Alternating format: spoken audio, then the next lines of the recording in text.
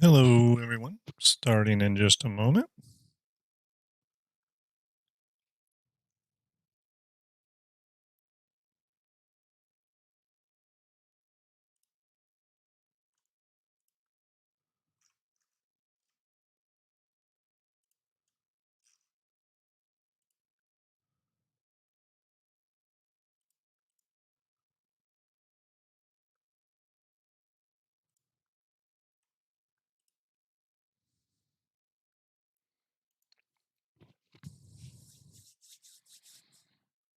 All right. How's everybody doing? All right. So it was Inside Star Citizen today. Thought we'd watch that tonight, and just kind of see what the latest is. I'm usually interested in the sprint reports. Thanks everyone for joining. Hey, Boda. Yeah, appreciate it. The intro is something I'm working on. We're not quite there yet. We're going to have a whole Star Jump kind of theme thing going with all of our Twitch and YouTube streaming assets, but all that's kind of still in progress. But the intro is kind of one part of that. So glad you like it. How's everybody doing tonight?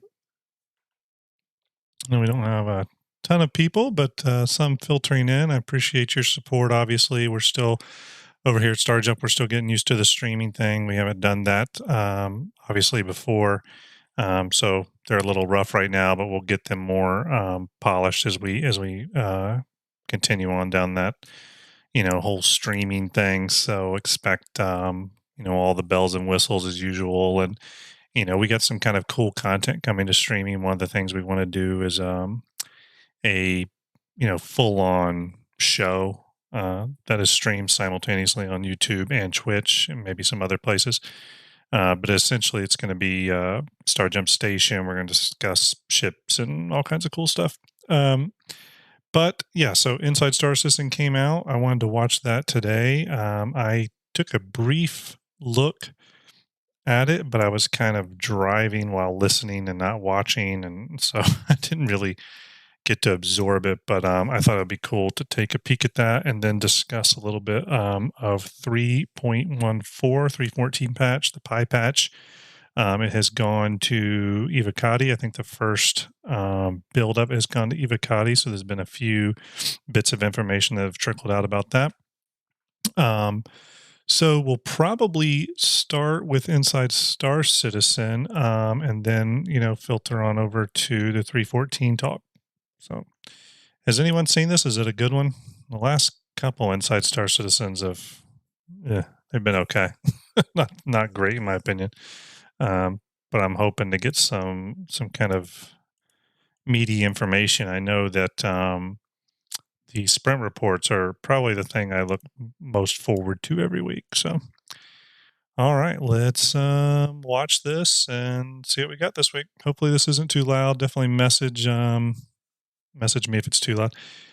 The Kraken Assassin. I really liked ISC today. Salute to you, sir. Okay, everyone. Boda says he liked it. I guess several people liked it. All right, well, let's check it out. And again, I say that Jared does great stuff.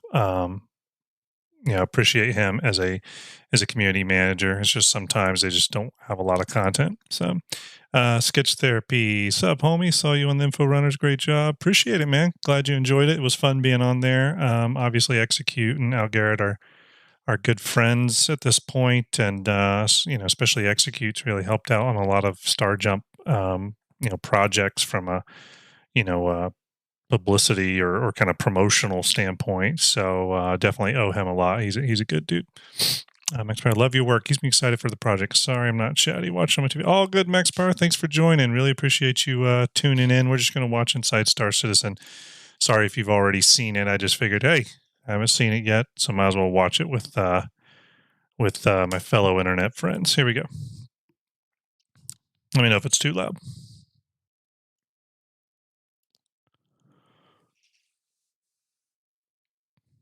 Xeno threat, cool.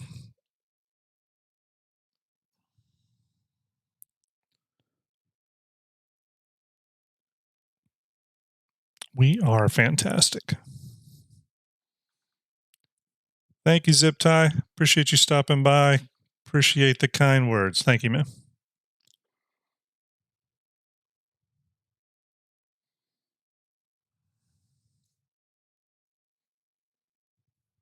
Mm-hmm.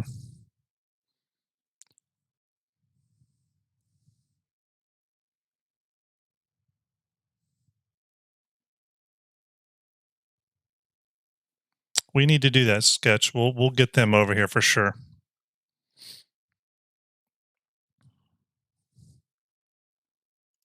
So it sounds like they're going to do a Xenothreat Part 2, essentially, and redo it. And I think that's a great idea. The first one was good, but it had some rough edges. And I think a redo of that would be amazing. I had a lot of fun during it, actually. It really got me excited for Star Citizen again. So I am all for them doing a whole new version of Xenothreat, maybe a little bit more polished, with lessons learned from the previous one. So absolutely. I love that they're doing this.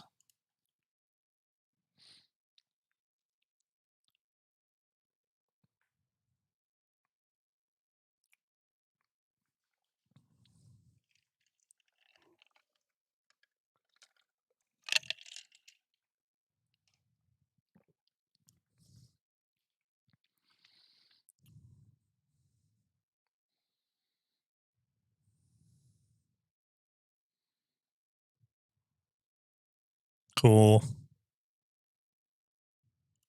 I know Starjump Ender purchased a Retaliator in game specifically because of Xenothreat, so I'm sure he's going to be happy that he'll get to use it again. um, cool. Sketch says he can't hear them. Is my desktop audio coming through? Hopefully it is. Let me see if I can connect that. The hostility system. How about now? The AI would remember that you'd done something bad to them, and even if they were busy, Kraken Sketch, let me know if you can hear that now. Sorry about that. Because I had one of my outputs wrong. Minutes, half an hour later, that it remembers, that you're cool. Someone who shot it guys. And starts attacking you, and you have no idea why. Hey, Benj, what's going on, man? Now we've put this decay in. Appreciate you stopping by. Is if you do go above a friendly fire threshold, you will turn hostile, but that the length of time you'll remain hostile will depend on how many times did you sustain fire on them. All right, so you're going to have to watch your friendly fire. Reworked the way friendly fire works, because a javelin's so cool. There was just one set of friendly fire for everything in the game. Now it's split into AI, which we're much more lenient with, and players, which we obviously have to be a lot less lenient with. One of the other ways we'll be improving Xenothreat is with new dialogue. We had players who weren't quite sure of what they had to do from moment to moment. Yeah. The game is so deep, but maybe people... That's an issue I think they need to solve. I think the entire new player experience needs revamped, but specifically here with an event like that, when you're just jumping in, I do think you need guidance through audio. I think that's a smart thing to do, or more informative pop-ups. Dialogue lines reminding you can scan these things before you're even anywhere near them. One of the main hey Ender, salute sir, glad to see you. Hope work's not going too rough. We're now going to be giving rewards based on reputation, because we've added reputation to Xenothreat. With the addition of reputation. Sorry, Ender. Start using that. It's all good, buddy. We'll have a good night tomorrow night. Build reputation with the CDF, Civilian Defense Force, and so this is cool. So they're going to tie in the reputation system to the Xenothreat this time, so you can get rewards based off that. I know Starjump Ender is currently gaining rep with the Bounty Hunters Guild or whatever that. So I think that's really cool that they're starting to take these bespoke systems they have in the game and bring them together. That's what we really need to see. We need to see all these things start to tie in. Hey, Bingo, salute to you, sir. Appreciate you jumping in, by the way. Continue on here. Like, the more missions you do, or the better you do within missions, with these events, the higher you'll go up through the standings with them. And depending on what standing you're at when the event ends, you'll get various different rewards. So we're really looking forward That'll be to cool. having the event work alongside all of the new systems we have coming online, plus all of the things we've added to the event itself. So we have alongside, we're going to have the capacitors. We've got new scanning and pinging. Hey, Z. Salute, it's buddy. Not just an event. It's not just a Thanks for stopping by. Event that we just watching a little ISC tonight. Like we have continued talking to 314. work, not to improve Xenothreat, but to improve the next fleet battle. So it looks like they're going to talk about NINETAILS. So yeah, just to sum that up, all for Xenothreat version 2. I thought me and Ender had a ton of fun with Xenothreat, the first version, but the phase 3 ended way too fast, and I do felt there was a few rough spots. So if they can put out a more polished version of that, that we can all enjoy again, Ender will get to use his Retaliator, I'm all for it. So that'll be really cool. Let's hear what they have to say about NINETAILS. We know NINETAILS is a new event that's coming on board soon. Hopefully they'll talk about when.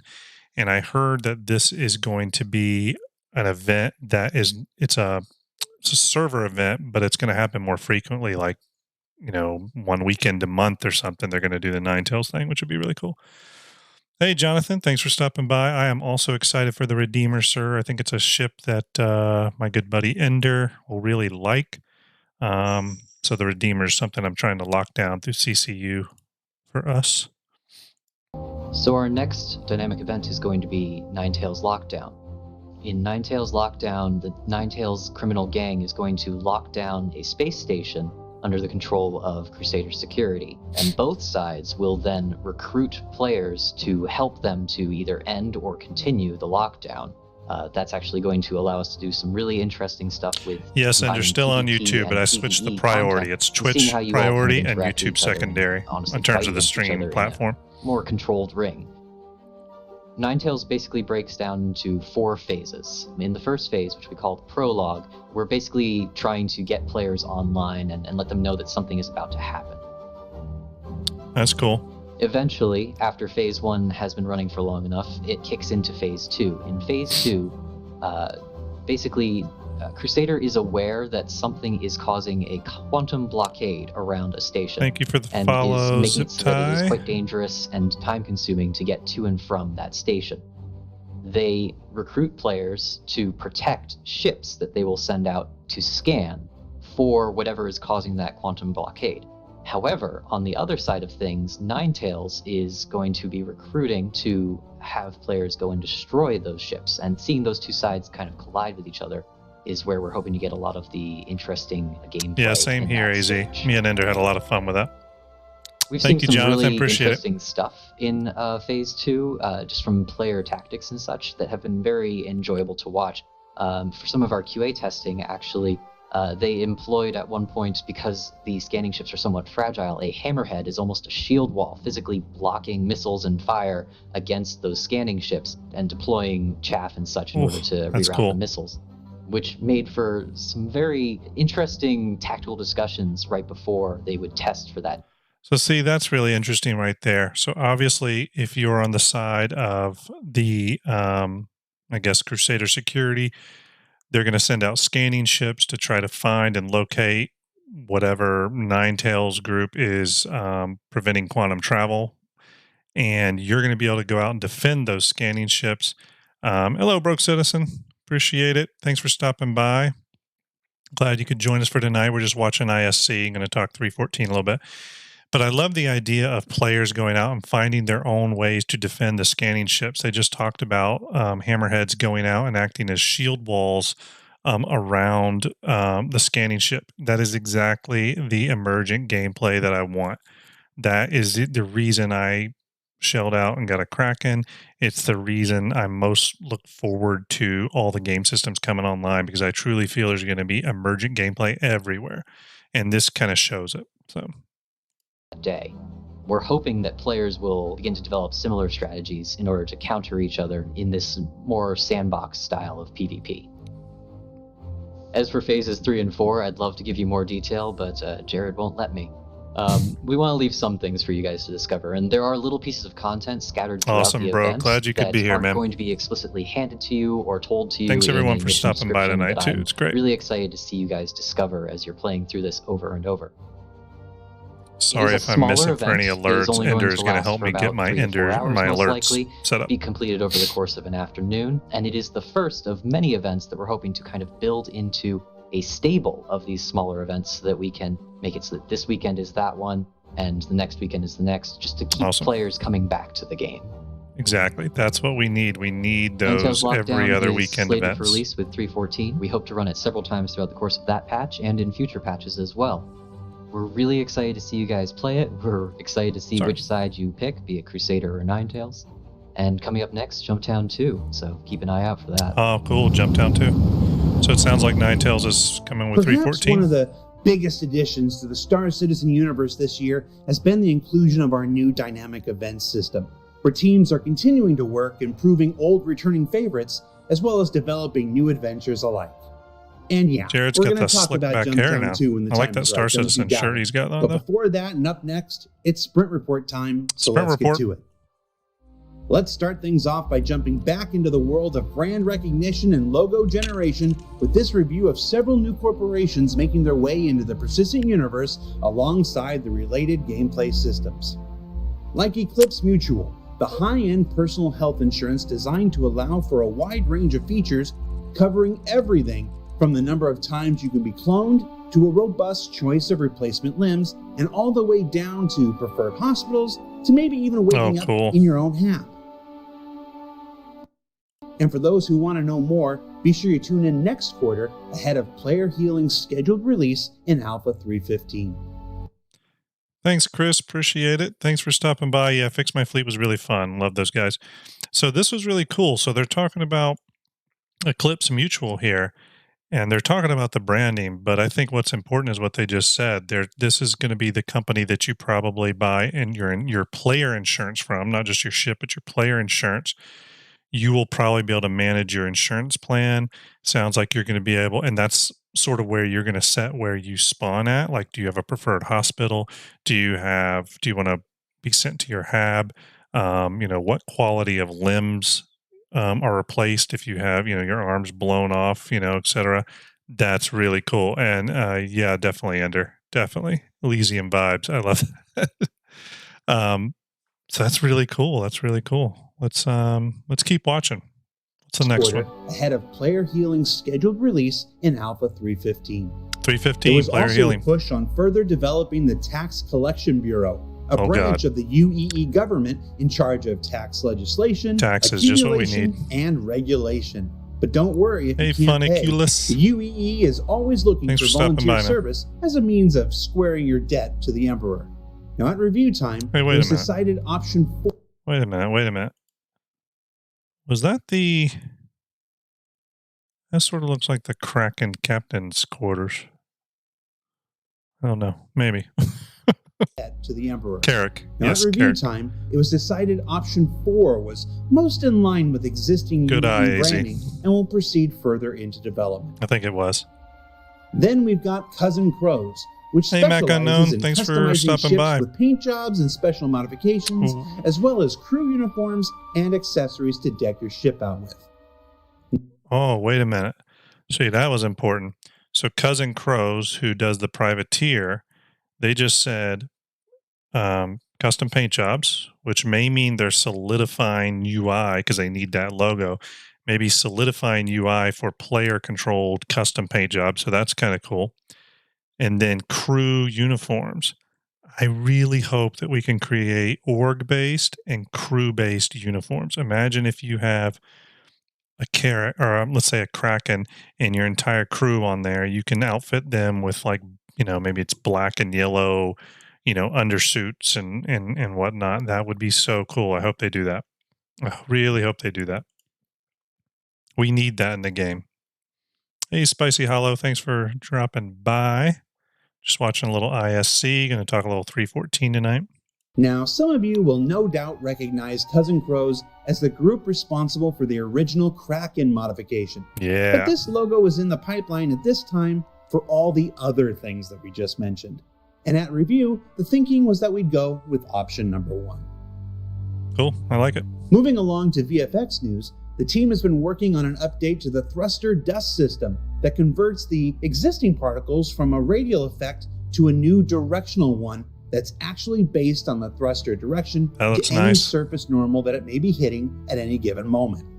Now what you're seeing here is the effect changing not only by the raycast angle being perpendicular or parallel to the surface, Yeah, I but agree, also Ender. by It the looks really strength cool. of the thruster output, and soon by the type of the surface itself and the force of the surrounding wind volume.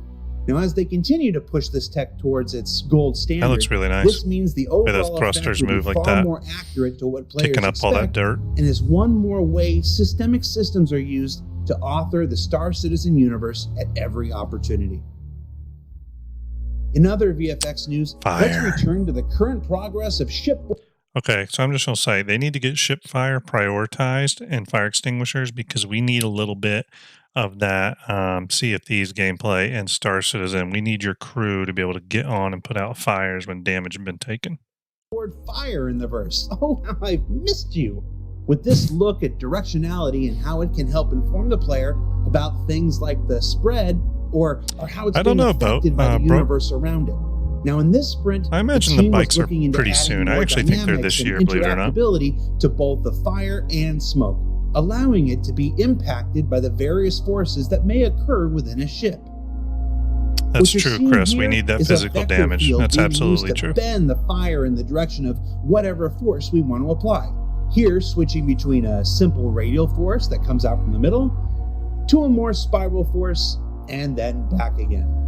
Now, the idea for these vector fields is to be spawnable from the particle system itself, making anything from fire extinguishers to full-scale room decompression act upon the flames in a realistic and expected way. It's going to be so cool. We also have this brief look at signed distance fields being used to direct the venting of flames.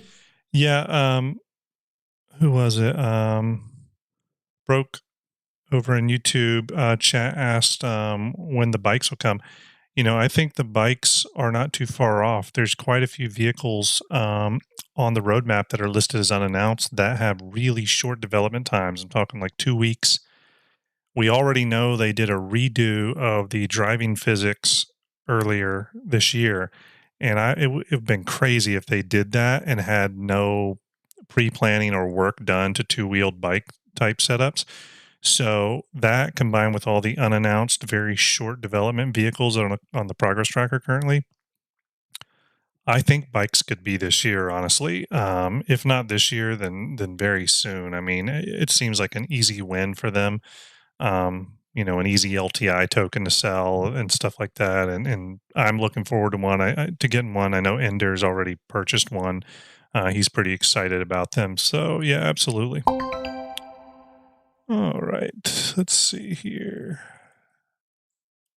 Stand by. All right, let's continue on. Hello, Bingo. Switched from one to the other. All good, buddy. And smoke throughout the hull of a ship. And speaking of ships, work has begun on revisions to the Aegis Retaliator, bringing it up to the gold standard, including changes to the internal metrics needed for successful NPC traversal, moving the docking collar, adjusting the lift dimensions, and more. Work also continues on the Aegis Retaliator got a lot of gray work. box interior, with these looks at the Yeah, I heard remote that, Ender. third That's bay, great. further changes to the habitation section. This Redeemer looks cool. I love the color accents. Yeah, I did some work on it, Ender. I'll go through tomorrow with you, buddy, on what all I got the internal machinery set. that keeps this floating gunship up in the air.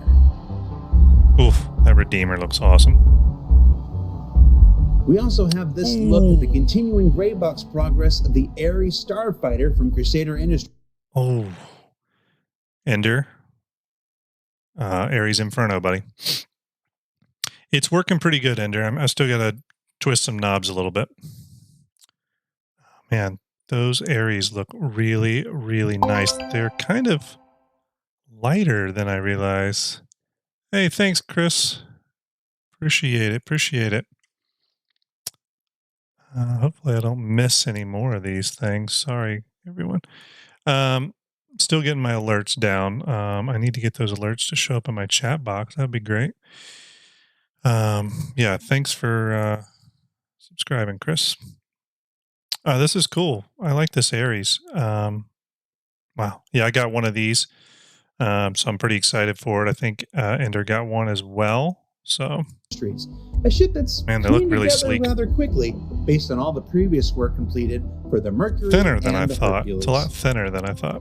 Next It's going to have a up, really with small work cross on section. converting all flyable ships to the canvas-sliced HUD in 314 continuing, Ooh. designers and artists have begun concepting out additional I really want these new HUDs. manufacturer-based heads-up displays like this proposal for Drake interplanetary ships. Seen here in So several that's the color Drake. variations. I was wondering what the Drake would look like. Now we're still pulling together other proposed layouts and color schemes, but it's another exciting step forward in diversifying the flight experience of our spacecraft, made possible by our UI tech team. Awesome. Yeah, Bodo, and everyone, I'm dual streaming in Twitch and YouTube, so if I may be responding to some chats on different services. But Bodo says, I got the Inferno, excited to see if it destroys. Yeah, we have, both myself and Ender have Infernos as well. Mac Unknown in YouTube says, anyone feel they should label pledge ships as long-term? Example, the Endeavor, and short-term, less than a year, like they have been doing with recent ships? Absolutely. I think especially on expensive ships, they need to give people some set of expectations. So absolutely, Mac. I think that is something they need to do. They need to give us some indication if the ship is a year away or 4 years away. Because if the ship is 4 years away, people might prefer to put their money in other ships that are more near term. I really think they should do that. Cool. Let's see. Dean Home, thank you for subscribing, man. Appreciate it. Thank you so much. Again, sorry everyone. This Jonathan, thank you, man. Thanks for stopping by. But yeah, Ender's going to help me kind of solidify some of my alerts and all the bells and whistles and stuff. So hopefully these streams will get a little bit more polished as we go. Ender's kind of my main man for that sort of stuff.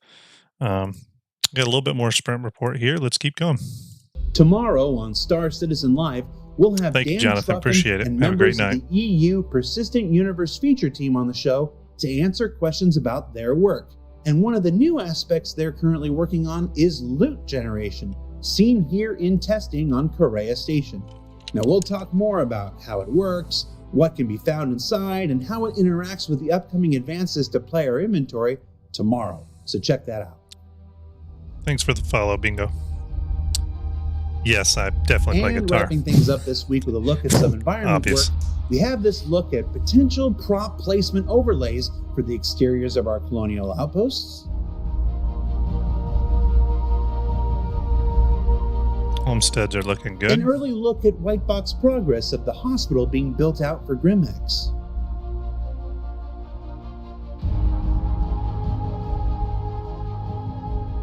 As well as white box progress on the smaller clinics that will populate several of the various space stations found throughout the Stanton system. Oh, that's looking pretty good. And lastly, a look at the continuing lighting paths going on throughout Horizon, the upcoming landing zone for the gas giant Crusader. Man, Orson looks incredible. That's going to be my new home away from home, I think. More about everything that goes into bringing Horizon to life, from the lighting to the VFX to the NPC costumes, the signage and the iconography, and even the music next week in our quarterly season Yeah, it looks finale. really great. So stay tuned for that. So what did we learn this week? Well, we learned that dynamic event. Cool. So yeah, ISC looked pretty cool. Obviously, lots of great stuff. It's great to see the Ares. It looks like it's making a lot of progress. And, you know, again, I'm most excited about these little hints they keep dropping of these systems that are going to be coming online, medical, with the insurance, you know, the ECLIPSE insurance and the tax bureau and stuff. We're starting to see a lot of these other smaller systems come into play. So that's really cool. I did want to talk about some of the Evocati 314 stuff. So we'll be right back and we'll talk about it.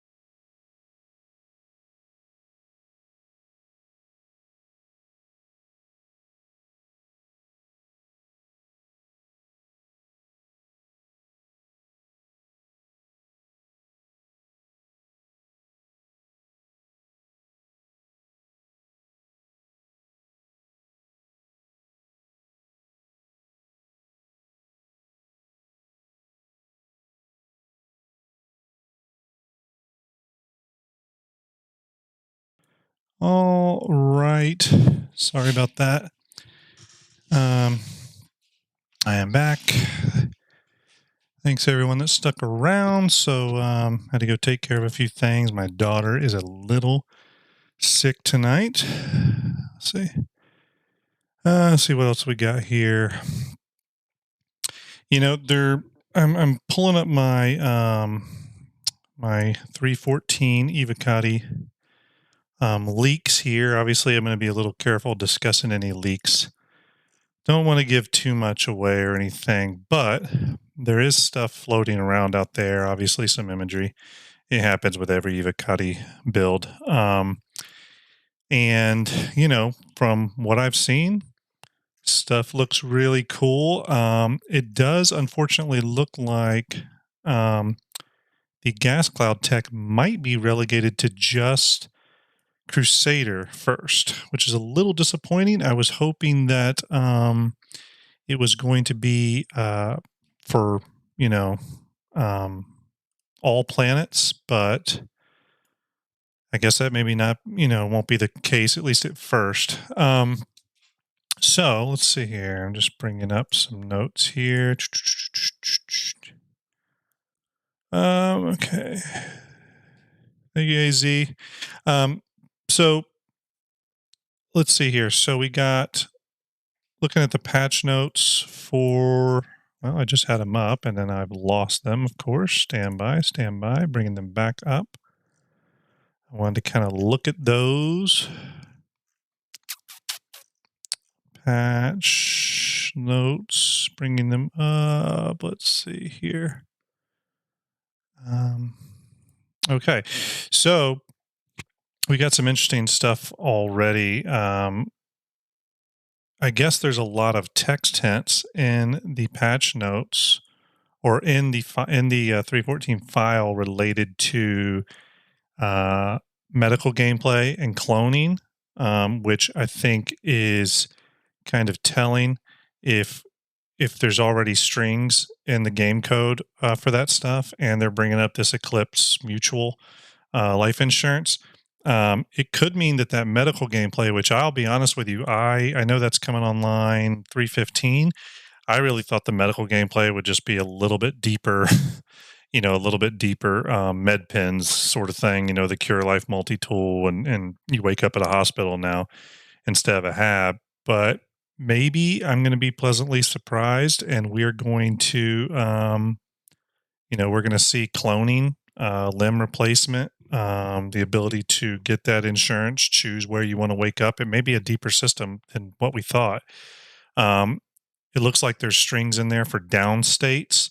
So if you get hurt, you would actually be down. You'd have to be stabilized, probably with a med pen or the Cure Life medical tool, and then someone would need to then transport you to one of the hospitals, and based off the insurance, based off maybe the level of medical care, maybe each hospital has a different level of medical care.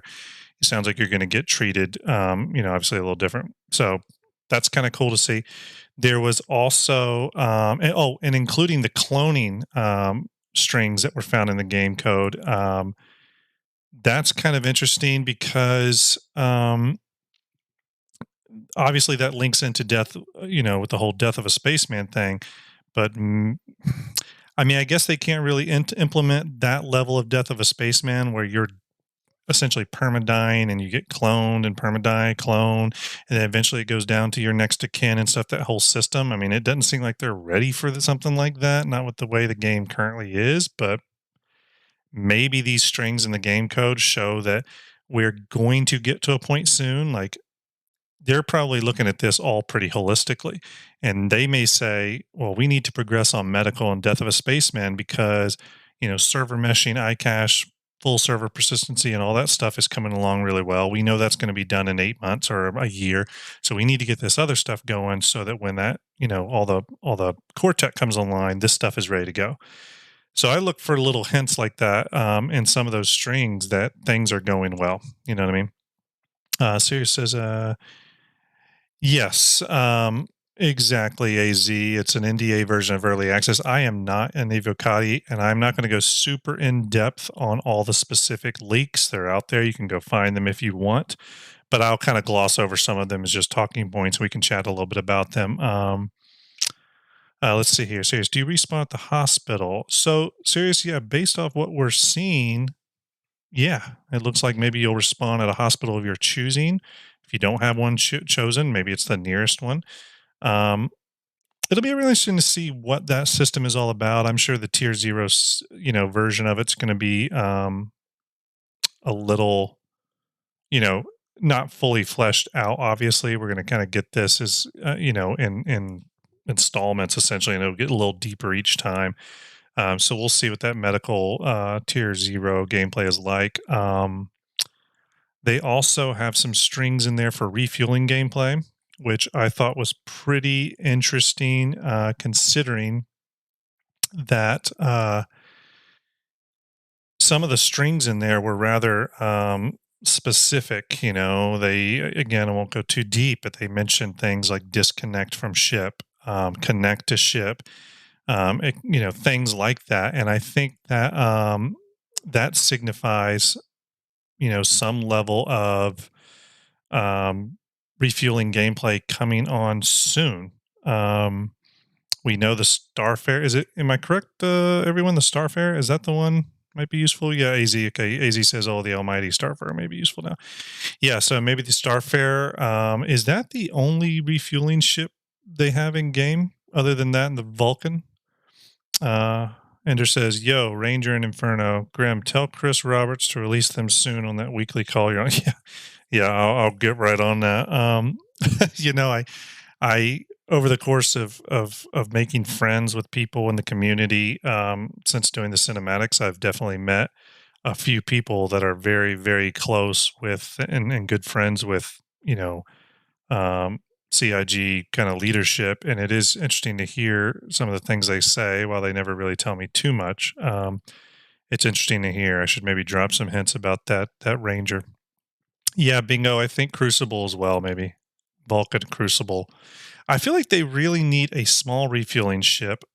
I guess small is relative. I think it would be about the size of a freelancer, but imagine something like that. I think would be really cool.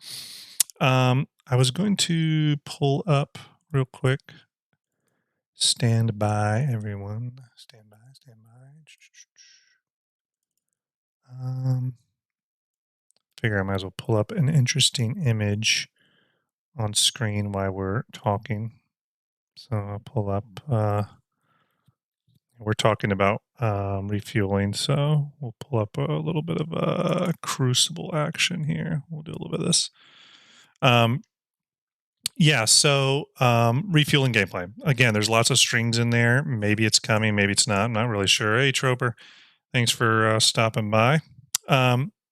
So refueling, and we know we've heard them talk a little bit about. I can't remember if it was John Crew or one of the gameplay guys that said that. Actually, sorry, let me bring that up. Chopper, thanks for following, man. Really, really appreciate it. Thanks for the follow. I think it was John Crew stated that those refueling ships too, man. You got to be careful because if they take severe damage and they go boom, it's going to be a big boom. So I hope there's some fragility, and specifically, I hope there's some danger in certain tasks like refueling, repair, ship to ship docking. I think it's great that all that stuff has, some automation in it, but I also hope there's some level of skill involved and that it can be a dangerous enterprise when you're doing that stuff. So, yeah. Let's see here. What else do they have?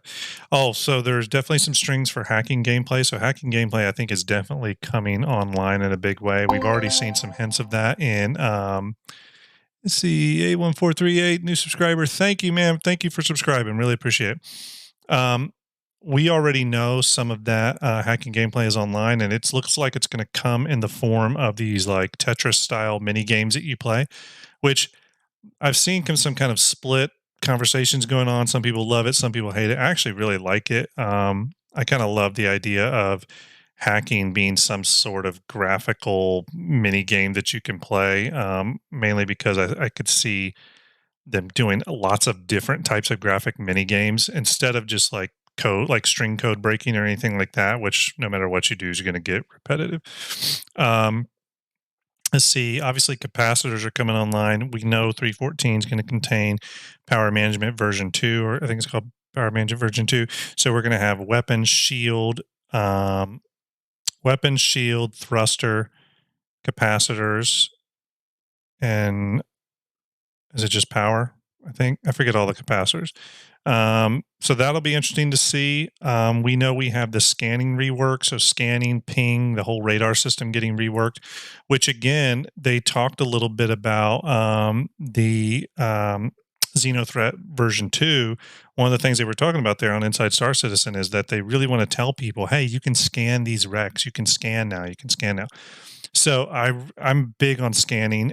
We already know the missile operator mode, I think, is coming in 3.14, unless it got delayed. Operator modes are everything. That is multi-crew gameplay, 100%. That is your multi-crew gameplay. So a missile operator mode, one person can fly, the other person can deal with the missiles. I really hope that the radar scanning operator mode is the next one.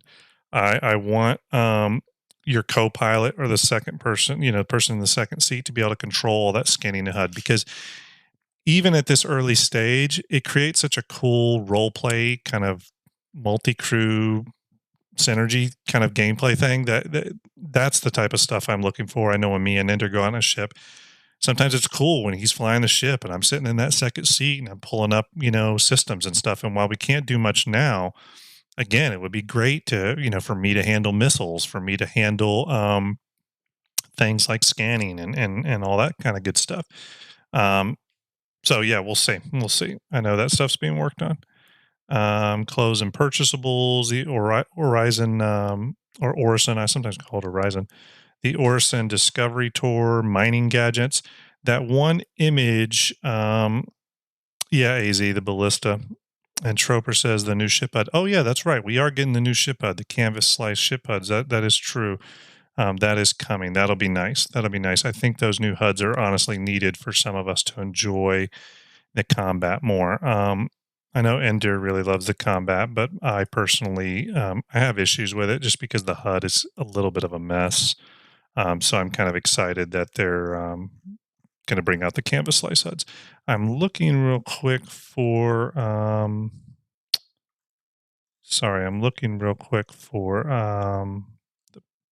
patch notes. Bear with me. We know that Orison itself is online, the Crusader gas giant planet. They say volumetric cloud tech, but I think it's only being applied to Crusader at this stage. Obviously, Orison, we are going to be getting the Connie Taurus that went to commit just recently. And we are getting, there's been some hints about a straight to flyable ship possibly going live with 3.14. We don't totally know, but we'll see what that could be. I'm not really sure. I've heard rumors, but who knows? They've kept it pretty close to the vest. What else do we have? We have the canvas sliced HUDs, missile operator mode, capacitor gameplay. Actually, you know what? Let's pull up real quick. I'm going to pull up. Bear with me. I'm going to pull up the roadmap here. Yeah, and everyone, if you are fans of the Inforunners, go to the Inforunners YouTube channel. Give them a like and follow if you haven't already. I don't know why you wouldn't, but they have a series called Fix My Fleet, where they take someone's fleet and do some adjustments to it based off certain factors like ship value, future value, gameplay, etc. And they just did me, Grim. So they just did a Fix My Fleet on my ships, which is really cool. Let's see here. Roadmap. Let's go to the roadmap. We're going to take a look. So release view. All right, let's pull this up. Yeah, Troper, it could be the 400i. Again, I've heard some things from people that kind of know what's going on. So I have some hints, but we'll see. I don't totally know for sure. I don't take anything anyone tells me very seriously until I see it. But let's go to 3.14 here. So again, Planet Crusader, Orson Landing Zone, we just went over that. Gameplay, we got Power Management version 2, radar scanning and ping, missile guidance and control rework, and missile operator mode. I think those two go hand in hand, and those are committed. And again, the missile operator mode, I don't think is something anyone should take a first glance at. That is literally the first bit of real multi-crew gameplay. And as more and more of these operator modes come on, the engineer operator mode, the radar operator mode, all that stuff, it's going to get more and more and more interesting. Yeah, Troper, the next one, Law System version 2, a surrender. I while I don't think it's important now, I know now you have the option when scanned and carrying illegal cargo that you can surrender, and then you just wake up in prison with a lower prison sentence now instead of a long prison sentence. That will play a bigger role, I think, when other things come online, and that system gets deeper. But yeah, it's a little unexciting right now as a system. Under ships and vehicles, canvas sliced ship HUDs. Obviously, that's going to be great. I really think we need these. I love the design of the new HUD. It's very informative, seems laid out nice. It actually looks like a real aircraft HUD. The RSI Connie Taurus. So I know a lot of people have been looking forward to this. And, I've said it on previous streams of mine, but do not mistake. It's a cargo ship, obviously, but we're starting to see a lot of cargo gameplay. So we had the C2 and the M2 come out. We had the Raylan, the Gaitok Raylan announced, also a cargo ship. We have the Connie Taurus coming out, a cargo ship. We have every single hull series of the MISC ships on the Progress Tractor at some point, with I think 3.6, we have Hull C going flyable and Hull A going flyable on 317. That ties in with the cargo refactor, and that cargo refactor, again, is going to be huge, absolutely huge. So we're going to be able to actually carry large amounts of cargo now. I'm hoping that also comes with a system, much like the refinery gameplay, that saves your loads if there's a server disconnect or 30K. I want them to make cargo running fun. I actually really enjoy being a space truck driver. There's almost kind of a meditative side to it, just hauling large amounts of cargo. So I really want them to get that in game. When I first started playing Star Citizen, and you can ask Ender this is one of the first things we did, when, what was it, Ender, was it 3.8 we started playing? I think it was 3.8. 3.8, cargo was good. I would do those Laranite runs from whatever that moon is into Lorville, and while it was dangerous as hell, and I took many explosions, it was fun. I enjoyed hauling that big cargo, and honestly, because of the 30Ks, it actually felt kind of risky and dangerous, which added to the fun. But I think there's other ways they could add that risk back into it. But again, so quite a bit of stuff coming online. And then for core tech, we have Planetary Volumetric Clouds version 1. Again, this is the first version. Expect some issues even when this does go live. If you remember the gas cloud tech, when it first came online, it had issues. One of the things it had was a ray scatter problem with its ambient occlusion, where it would create almost a speckled kind of look to the gas cloud. I'm already reading reports that the Planetary Volumetric Clouds has that same issue now. I expect it to launch with that. And I know a lot of people are saying, oh, that'll get fixed. I actually think it'll launch with that issue, because I think that's an issue for them to publish it with a lower performance standard in order to get testing before they push it. We'll see, but that's my weird conclusion to why that issue kind of keeps popping up. Correct, AZ. I think they will be able to fix it. AZ says they should be able to fix it quicker than they did with the gas. I definitely agree. They'll fix it faster than with the gas clouds, but I do think it'll go live with that scattering issue. Let's see here, 3.15. So 3.15 is our quarter 3 patch. I think we'll be seeing this sometime at the end of September, right? But if CIG remains CIG, and how this year's gone, starting with around 3.9, expect delays. I think this is going to be an October patch, but I think this is going to be a big one. 3.15 is honestly shaping up to be a pretty a pretty huge patch. So let's kind of go over what that's going to be. FPS radar and scanning. Okay, so did they delay that from 3.14? It looks like. I guess so. Okay.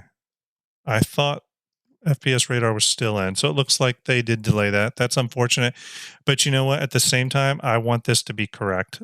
Again, not only do I want it to be correct, but I hope they rename this as an operator mode, because I want this to be another bit of multi-crew gameplay coming in. That's an important one for me. This one is huge. This next one is going to be absolutely insane. The actor feature team is going to be releasing personal inventory.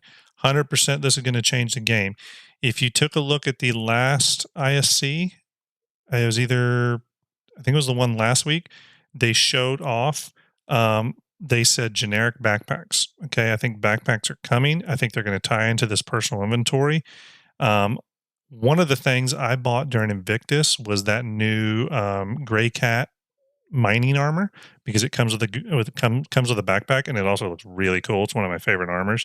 I think it's coming in 3.14 to be usable, but expect backpacks because personal inventory is going to change the game. We're not going to be carrying 18 rifles anymore, 600 rounds of ammo. I mean, I know sometimes when me and Ender go to the the ammo depot, we'll max out ammo.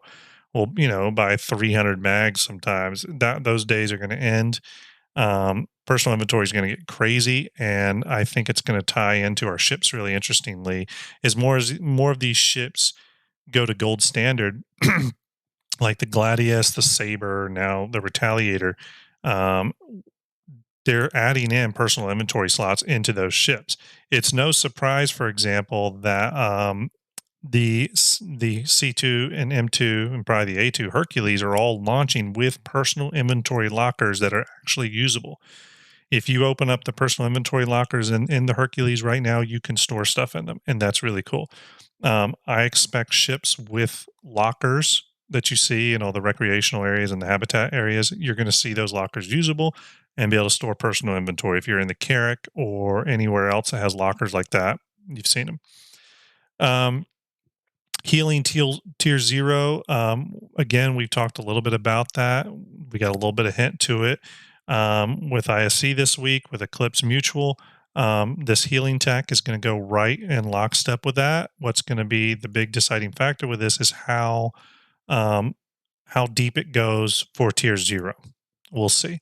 What I hope is that it gives us enough to get a sense of what the full healing scope will be. Just each path, for example, like cloning, choosing where you want to wake up, your preferred medical care, stabilization, all that stuff. I hope we get at a base level, but I hope they at least show us what all those parts and pieces are. I doubt they will. I would love for them, for example, to make the did you all ever see the hover? They're like the hover stretchers. They're like stretchers that I guess have GravLev tech in them. I hope they bring those in the game. We already know trolleys are in the game, so why not bring these stretchers? I think that'd be really cool. Imagine the emergent gameplay you'd find from people on the PU where, someone's injured, they're in a down state, they're able to put them on a stretcher, and then they got to carry that stretcher in a red or whatever ship they have, get them to a hospital, etc. I think that'd be really cool. Bombs coming online for the A2. I think one of the biggest surprises for me is the A2 launching in 3.15 along with bombs. I'll tell you right now, though, I do not think these bombs are the tier or the size 10 Moabs. I think these are the what's the other bombs that these drop? Are they size 5 or something like that? Yeah, Bingo says, yeah, I got the silver with the rock paint. Yeah, I got the silver one as well. That Gray Cat armor is really cool. But I think these bombs that are on 315, I think these are the size 5 more cluster munitions. And that's primarily because the size 10 Moabs are still on the progress tracker. We'd have to find them, but they're still on the progress tracker, I think, for like summer work, or maybe it's later this year work. I don't know if that's technically the size 10. So let's see here. What else do we have?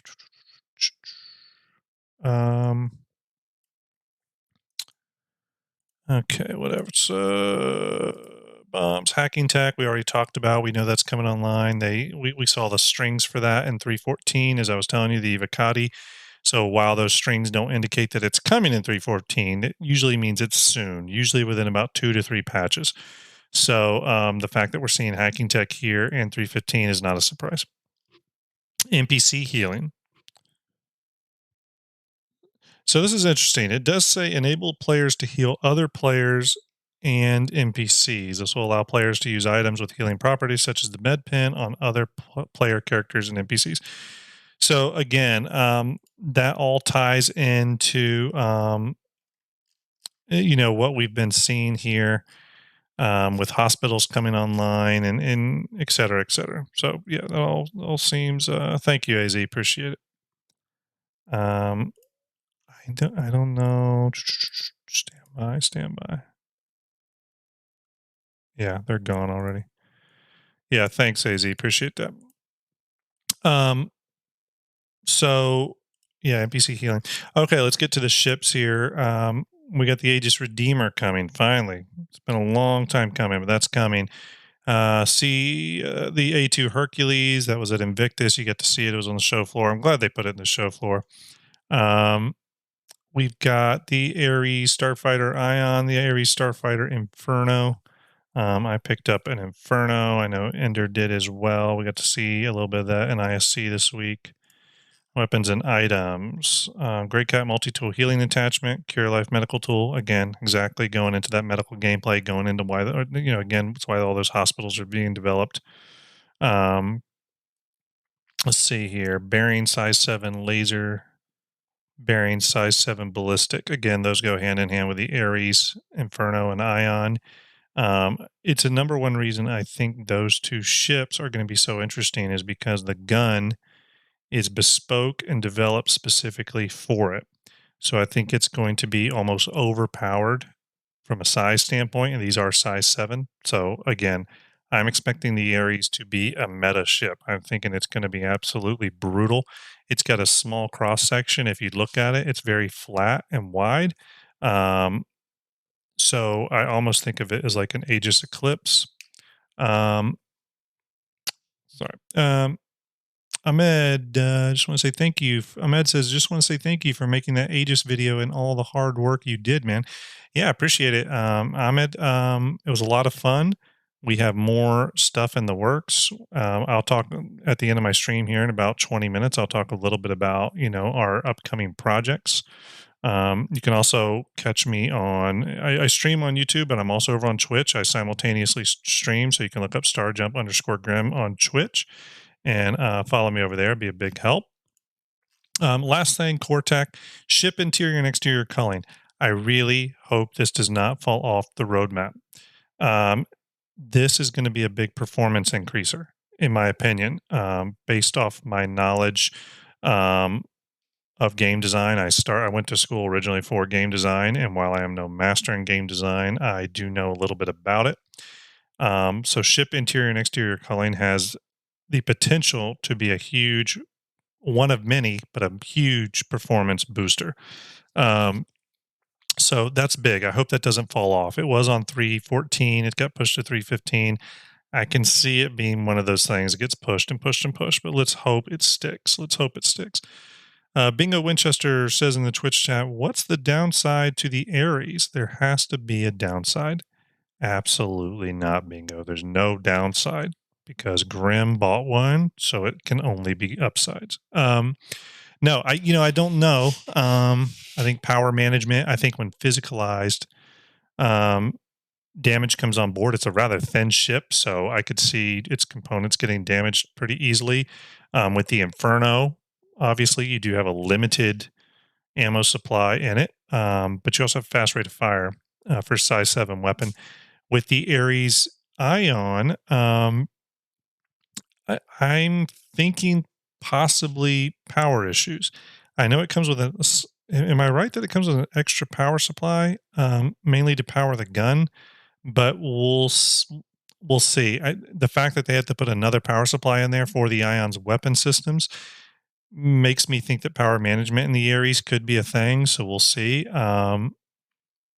They've also said the Ares could be a little slow to maneuver, but again, they've boxed themselves in with the Hercules and the MSR. They made the MSR and the Hercules so damn good in terms of maneuverability that they're now forced to make the Ares really good because it's smaller, lighter, and should be faster and more maneuverable. I've said to people before that I think the Star Runner is too maneuverable. I think the Star Runner should be a very fast ship, but it's a little too maneuverable for balance reasons, in my opinion. However, as bad as I thought that was, which wasn't too bad, but as bad as I thought that was, the Hercules flies as good as the Star Runner, and I think they need to bring that down. I think that needs to feel like a heavier, weightier experience. But they really have put themselves in a position now where the Ares really needs to be a damn near a dogfighter, and that's going to be concerning. I agree. Az says Hercs are sexy. Same with the MSR. Absolutely agree.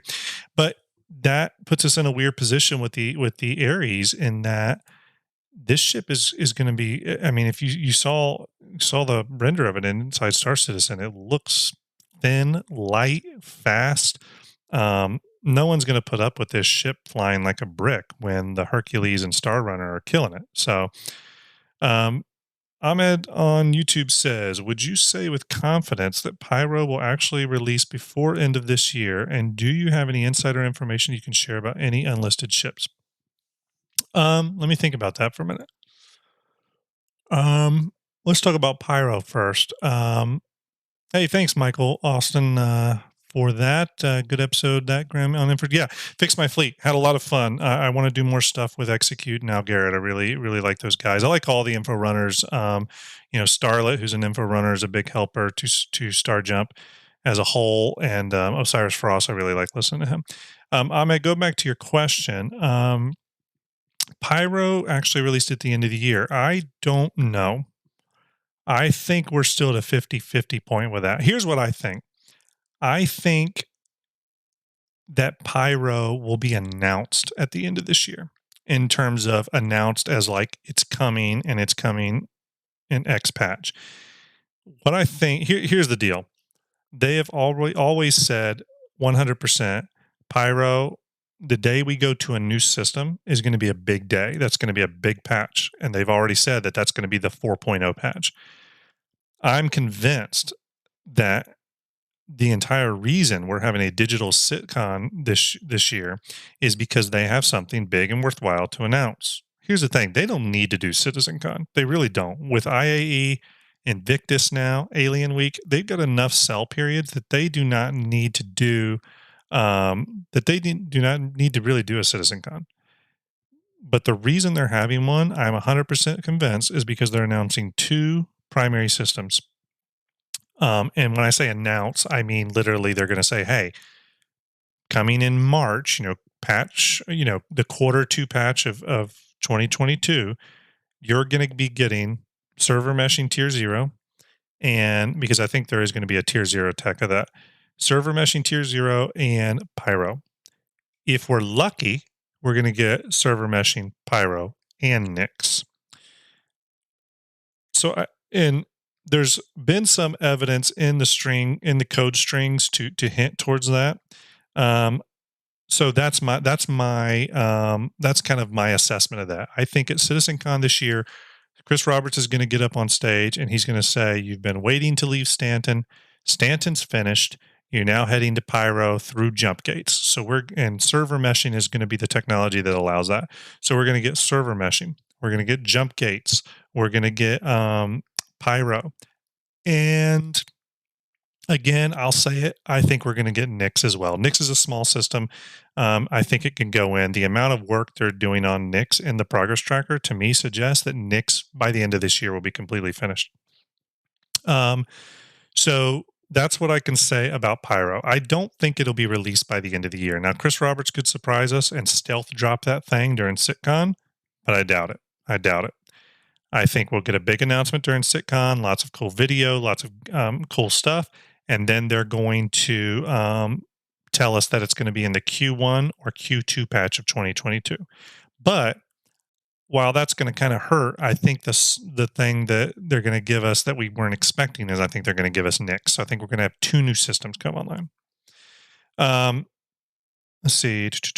What else? Go back to your other question there, Mud. You said, do you have any insider information that you can share about any unlisted ships? That's a tricky one because I do talk to a lot of people, some that know people at CIG, some that work at CIG, and people that, hack the game and know what's there. I would say I don't.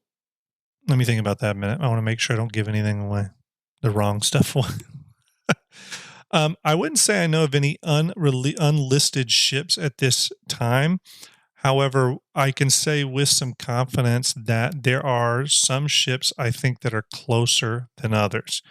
I do think the Apollo ships, or at least I think the Apollos, are on the roadmap currently as unannounced ships. That's something I think. I think we have an unannounced refinery or unannounced small refueling ship also on the roadmap. I think the Tumbrel Rangers are on the roadmap as an unlisted ship. So that's what I can say for now. Maybe more later when I can confirm that I can say certain things. They said Troper on Twitch says they said new ship with new gameplay. So Corsair for Exploring Pyro. Yeah, possibly Troper. I think let's see who we got here. Stand by. Thrakazog, new follower. Thank you so much for following. Really appreciate it. I think the Corsair would be a great pyro ship. Absolutely. And if you look, it looks to be finished in around February of next year. Perfect lineup for what I was talking, that Q1, Q2 patch for pyro. And yeah, Corsair would be absolutely perfect for pyro. Pyro's full of pirates. The Corsair is a perfect Drake pirate explorer ship with a lot of forward-facing, firepower. I think it would actually absolutely be great for pyro. So, and then let's see, Riddick. Hey, Riddick, thanks for joining us. Love your movies, Riddick. Riddick says, yeah, Hull C coming this year. Again, that cargo refactor, that's going to be huge. And think about this. By next year, the cargo refactor is, I think, scheduled for later this year. But by, I think, early next year, Q1, Q2, we're going to have, in my opinion, 2 more systems online. So imagine hauling that big cargo in your Hull C from system to system. And see, now we're getting to interesting gameplay. And I think that's it's going to, yeah, exactly, Troper. It's all coming together. It's that meme. AZ brings up the Argo raft. There's been some leaked information on the Argo raft. It's another cargo ship, right? Am I right on that? AZ, maybe. I think it's a cargo ship, but again, you start seeing all these cargo ships. Ahmad says, so then before that release, we must have iCache. So Ahmad, iCache is something kind of interesting. So certain parts and pieces of iCache are in the game now. For example, if you go buy yourself a Pico, the little penguin, and go put him in your ship and just leave him in your ship and go die and put your ship away, and you come back 2 months later, your Pico will be there. And that's because certain levels of iCache are already in play. But more importantly than that, if you go back to the Invictus time period, CIG released a video by Tony Z called I think it's called Quantum. Go watch it. It was this year's Invictus. It's a long video, and it's by Tony Zirvect, game director for the PU. He talks all about the underlying systems that are going to power, this game. So he gets really in depth in Quantum and a couple other systems they developed. But he says something very specific in that video, and a lot of people caught it. He says the words, iCache is finished. It is finished now. Now, they haven't released it all into the game because I think there's some ancillary work they probably want to do to support that.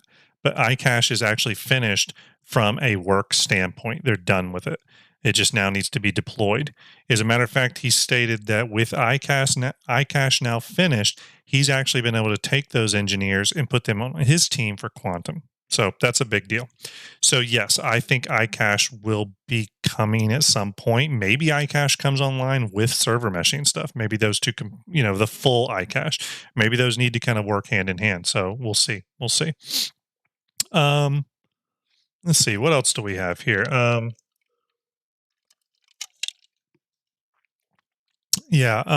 Corsair. I think I absolutely think that's going to be an amazing ship. I own one. It was actually one of the first ships I pledged for that was kind of large. At the time, I thought it was large, and I'm really excited for it. To me, it just looks. To me, the Corsair is more Millennium Falcon than the Star Runner is. The Star Runner feels a little too slick and polished for the Millennium Falcon feel, where the Corsair definitely feels like a Han Solo ship. The other thing I think about the Corsair that's key with it, and let me see if I have, bear with me, everyone. The other thing about the Corsair is it's got a lot of forward-facing firepower. I mean, I think it's got 4 size 5 and is it 2 size 4 pilot-controlled weapons on the facing forward? I mean, that's an absolutely brutal amount of firepower. I can tell you right now. I mean, I don't know. I think there's a lot of people that love the a lot of people that love the Star Runner. Absolutely. It's a great ship. I have one. It's Ender's favorite ship. Absolutely a great ship. I think it's one of the best ships they've ever done. But I'll tell you right now, I think there's going to be a lot of people that switch from MSR to Corsair when they realize, oh, wow, the Corsair has a lot of pilot-controlled firepower. I mean, think about that. 4 size 5, 2 size 4. That's brutal.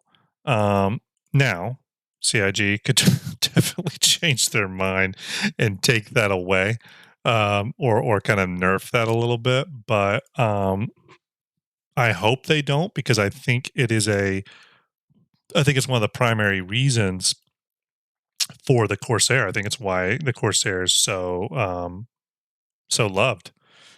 So let's see here. What's 3 times 2 size? Yeah, all fixed. Troper says, yeah, all fixed. Okay, cool. And has 3 private bedrooms. That's right, Boda. Again, I think that's another cool thing from a role play standpoint. The ship has 3 separate little habs for your crew, and that stuff just adds to the roleplay factor of a ship, in my opinion.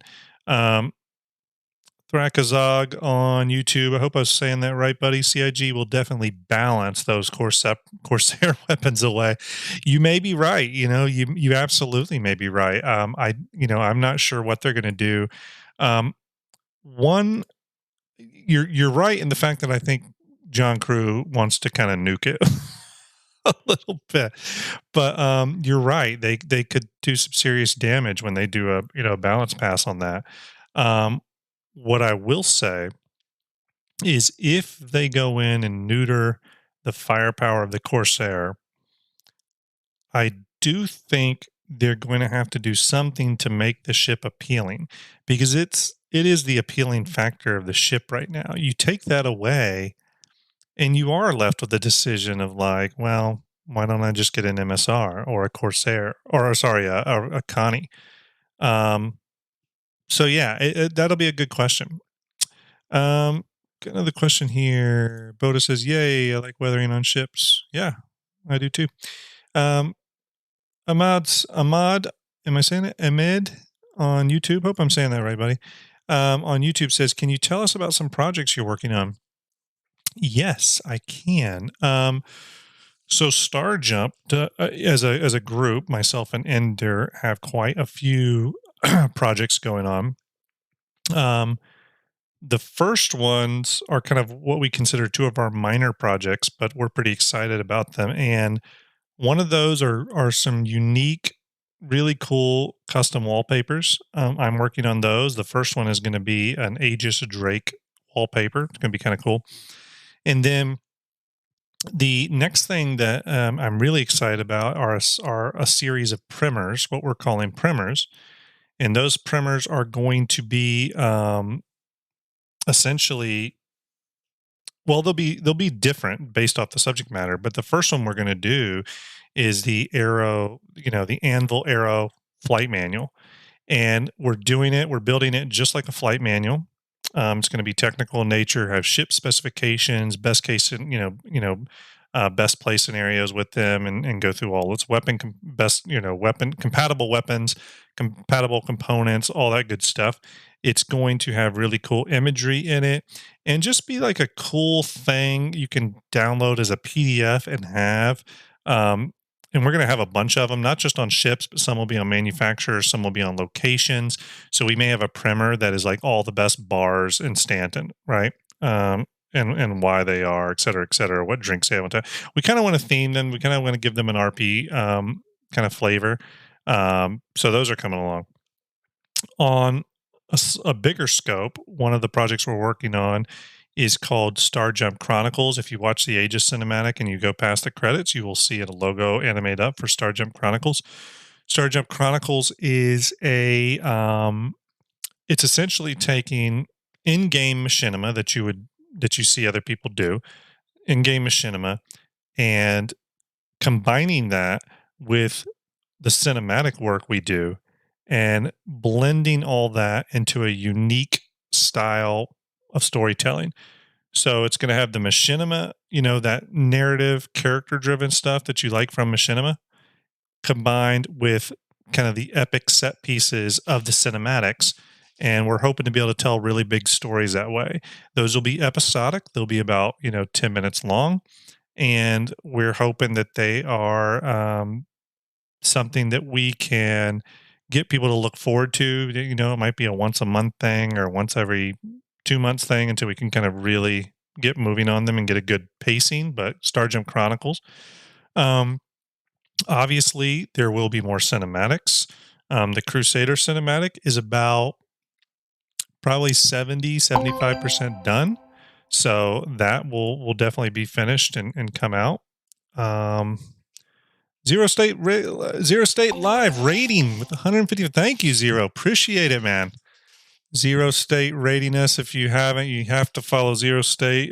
He is someone that Ender got close to, and then I ended up meeting him as well. He's such a great person. Looks like everyone's piling in. Everyone, welcome. This stream is a little bit rough, but we we are not disappointed. We came and saw a Corsair. Yeah, we're talking about the Corsair. We just got done watching ISC. And thank you for all the follows, everyone. Really appreciate it. Thank you so much. We're just talking about the Corsair, talking about ships in general. But yeah, no, really appreciate the raid. Zero State's awesome. Go watch his content. He has amazing content. If you don't already watch him, you really need to. So go give his channel a follow. Really great person. Hoping to do a podcast with him soon. So yeah, we're talking about the Corsair. And we're talking about just ships in general, when they may come online, and what how the systems of all those ships come online. And we're talking a lot about how the Corsair is going to be. Thank you again, everyone, for the follows. Thank you so much. Thank you, Zero, for coming over and exposing my channel a little bit. Just getting started with streaming.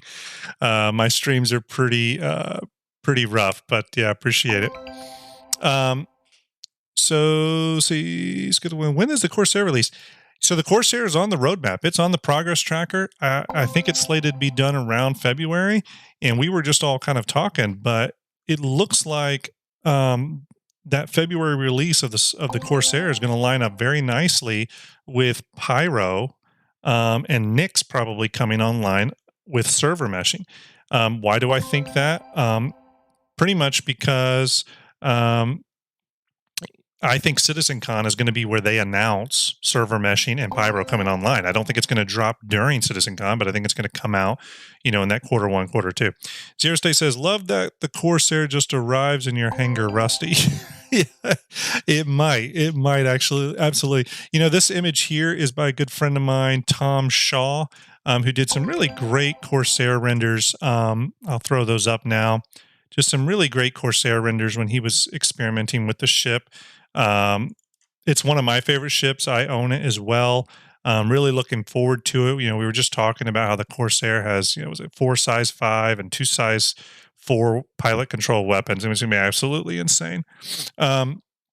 Again, thank you everyone for following my channel. Again, I'm just getting going in the whole streaming thing, so I really appreciate your support. That's awesome. My stream is rough and unpolished. Zero probably makes me look terrible in terms of the quality standpoint on streams, but we are going to get our streams, myself and Star Jump Ender, we're going to get our streams in order and stuff over the next few weeks and get them really polished up.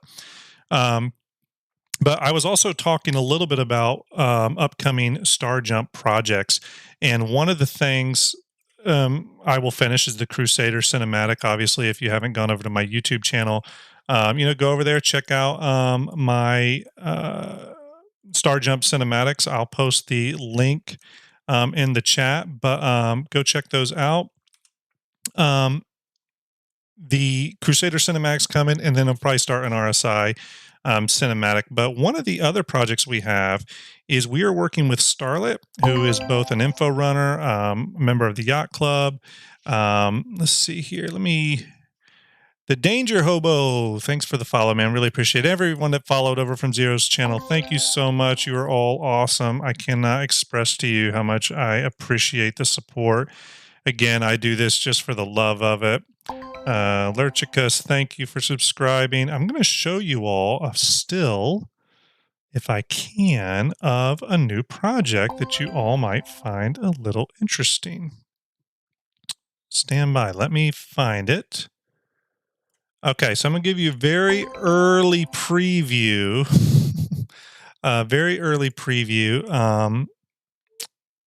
Of the next project we're working on. So along with Starlet, Butts Are Life. I agree. Butts Are Life. Thanks for the follow. Yeah, thank you everyone for the Riddick. Everybody coming in and follow. That's so awesome. Thank you so much.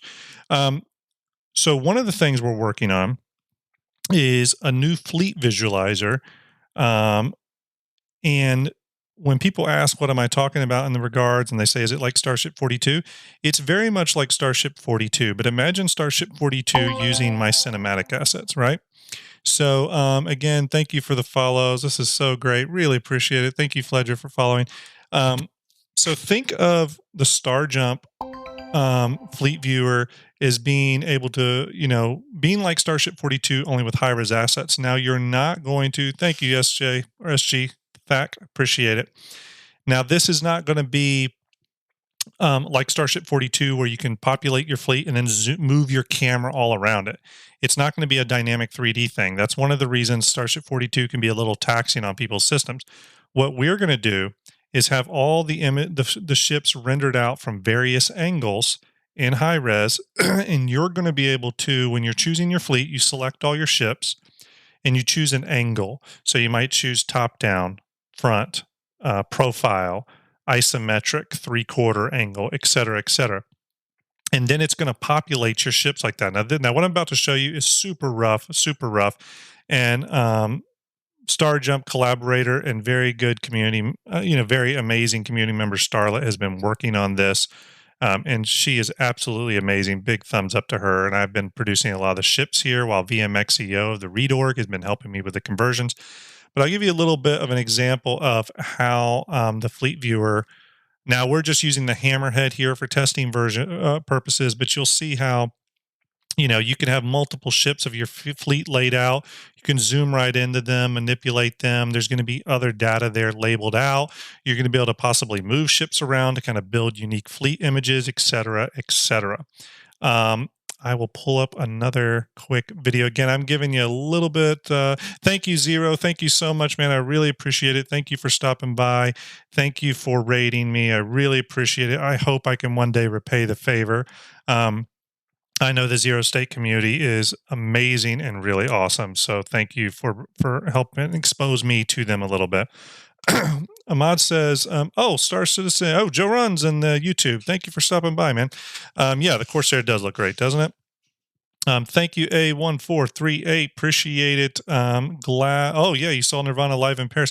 I saw them live in Jacksonville, Florida, in I think it was January '94. It's the only time I got to saw them. Absolutely amazing. Love them. Uncle Funk Machinima, we need to talk. We're due for a talk. Let's not forget that. Don't let me forget that. It's been a busy, crazy week.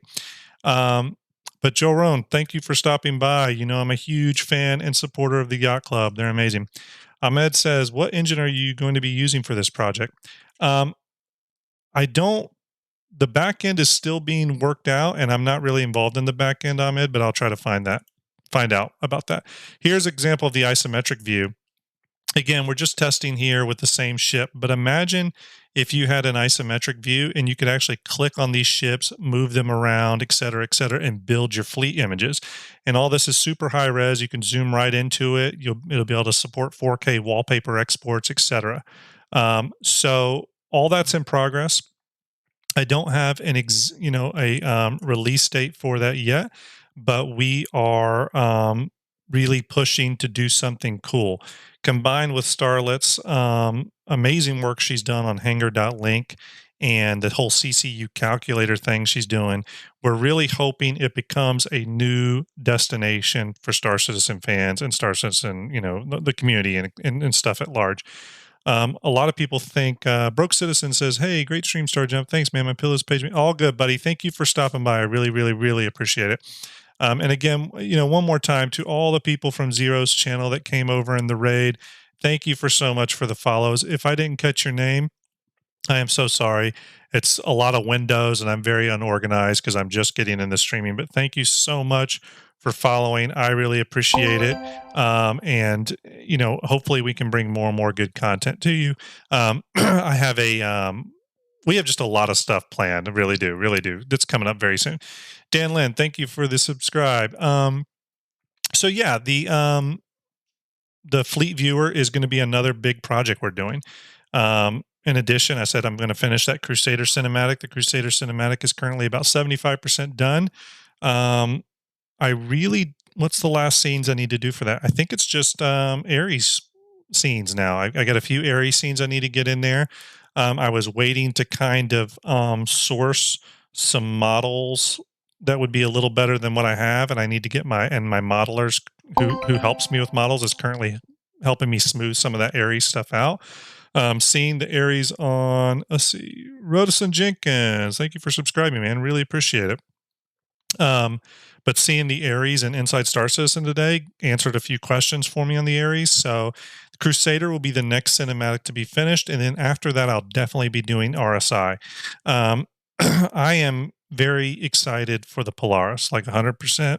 Just cannot wait for that ship to come out. So I think RSI would be a cool cinematic to do. Would it be good to get it done for IAE? Yes. Will it be done for IAE? I don't know. I don't want to promise anything. Pushing the Aegis cinematic in time for Invictus was a really tall order. There was quite a few late nights. Some people have asked how long it took. It took about 3.5 months every single night for 4 hours. No joke. And it cost in total about $2,500 to $3,000 to render. So it was not a cheap endeavor. It was a labor of love. I didn't do it to make money or to, any of that kind of stuff. It was really done just because I'm a Star Citizen fan. I'm passionate about it and I wanted to do something for the community. And for me, I know that a lot of the ships I own that are not in the game yet, I want to see those ships. You know what I mean? So it's cool to be able to present those ships in a way that people can see them and get excited about them. So let me pull up some more imagery here while I am talking. Again, thank you everyone for the follows. I'm absolutely speechless and super excited that everyone came over to kind of check out what we're doing over here. Tonight's just been a talking night. I do play Star Citizen a lot. But sometimes we're going to have these talking nights, and then myself and Starjump _Ender on Twitch, which you should follow as well.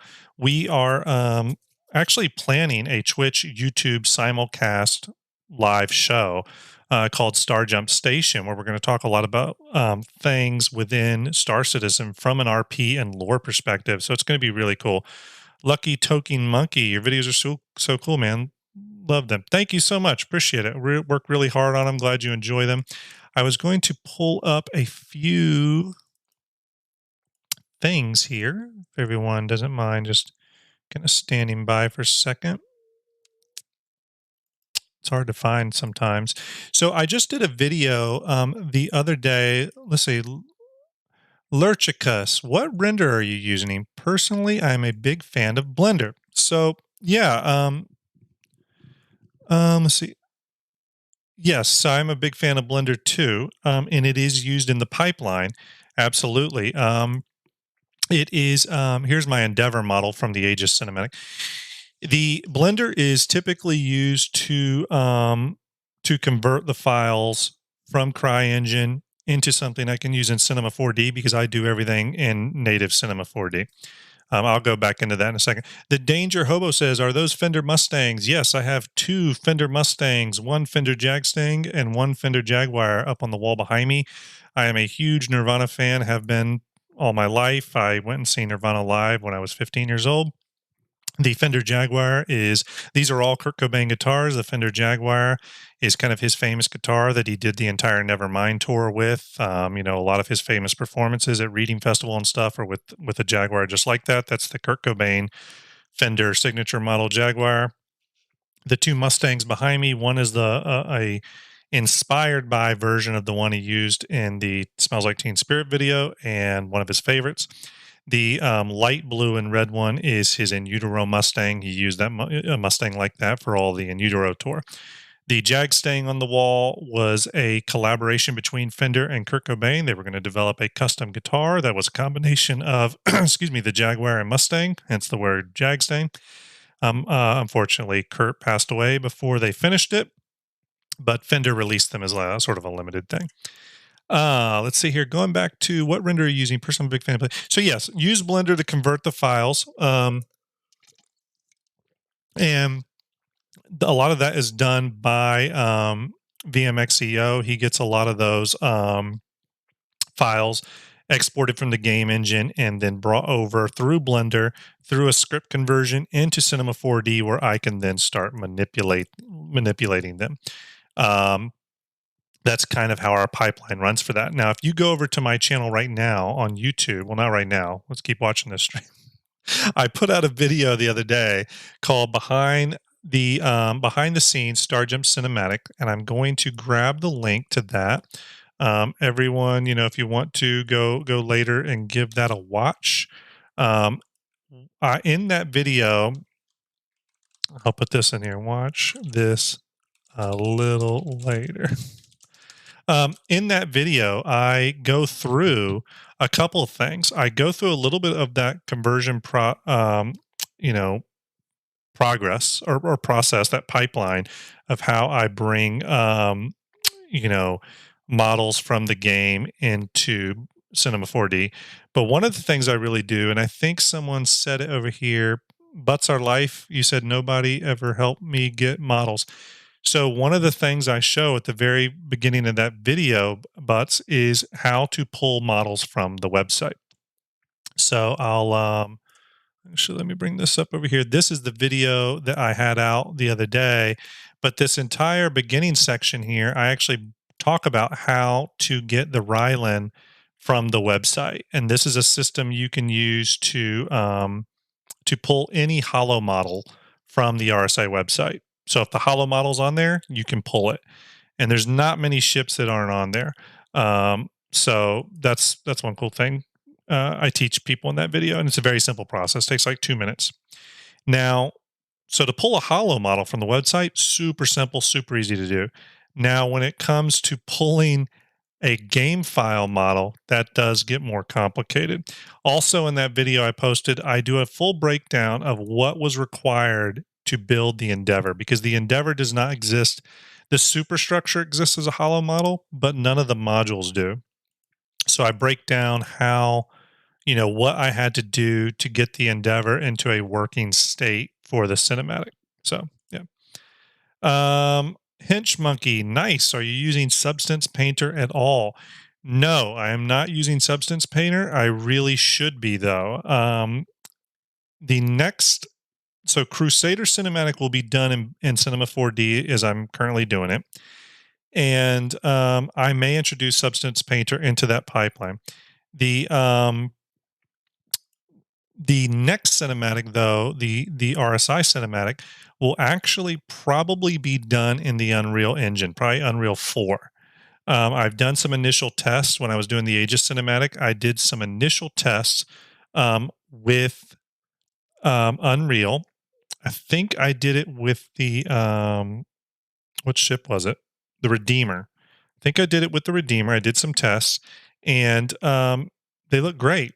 They look fantastic. I had some decal issues that will need to be solved, but in general, it looked really amazing. So I don't want to promise anything, but the RSI cinematic may be done in Unreal. One of the things that will get introduced, though, with that pipeline, where the Aegis and my Drake cinematics were all kind of in space, this I'll be able to introduce actual like planetary surfaces, ground vehicles, all that stuff. So that is definitely in the works. One other thing I thought I would do, and I haven't really announced this to anybody, not even Starjump Ender, my Starjump partner, but one of the things I'm thinking about doing is remastering the Drake cinematic in 4K. Currently, it's a 1920 movie on YouTube at 24 frames a second. Excuse me. But the Aegis cinematic I did in 4K. So I'm thinking about doing a 4K remaster on the Drake cinematic. AZ Enyad on Twitch says, thoughts on making wallpapers from your cinematics? Absolutely. That is definitely something that's happening. Not only am I doing wallpapers from the cinematic, my goal is to actually, I'm going to go ahead and open Cinema 4D real quick.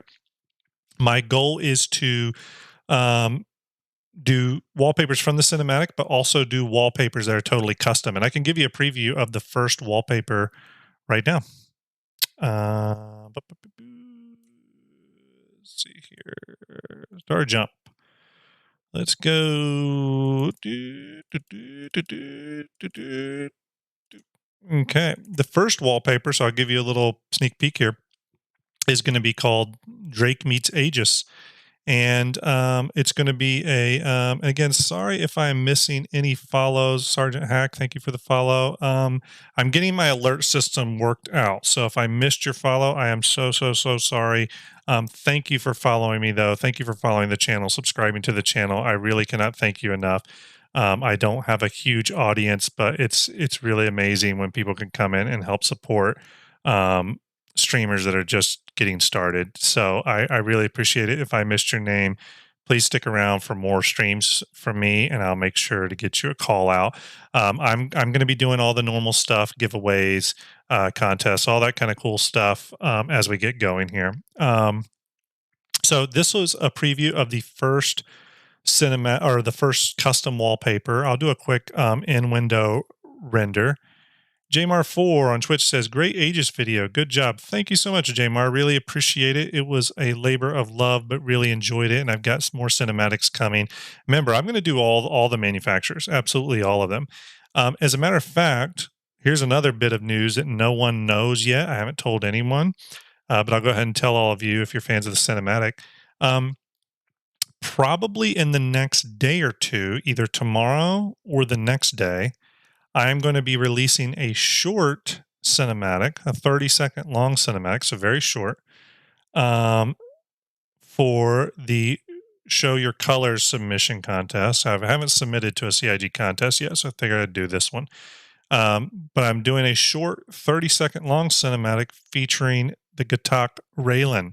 So stand by for that. I think that's going to be really cool. But here you go. I'm rendering out this scene. Now, I'm rendering this in the picture viewer, so it's taking a long time to render. But you can kind of see what this is. And it's going to be a scene where an Idris, along with a Vulcan, another Aegis ship, and its repair drones, are going to be docked with a Kraken, that is hosting a series of Drake ships: Caterpillar, Corsair, Cutlass, Vulture. So it's kind of an Aegis meets Drake scenario where they're both, you know, docked up here with the little docking collar. Everyone always talks about what's better, the Kraken or the Idris, you know, what would win in a fight. I just thought it would be cool to do a wallpaper that had both of them kind of being friendly to each other.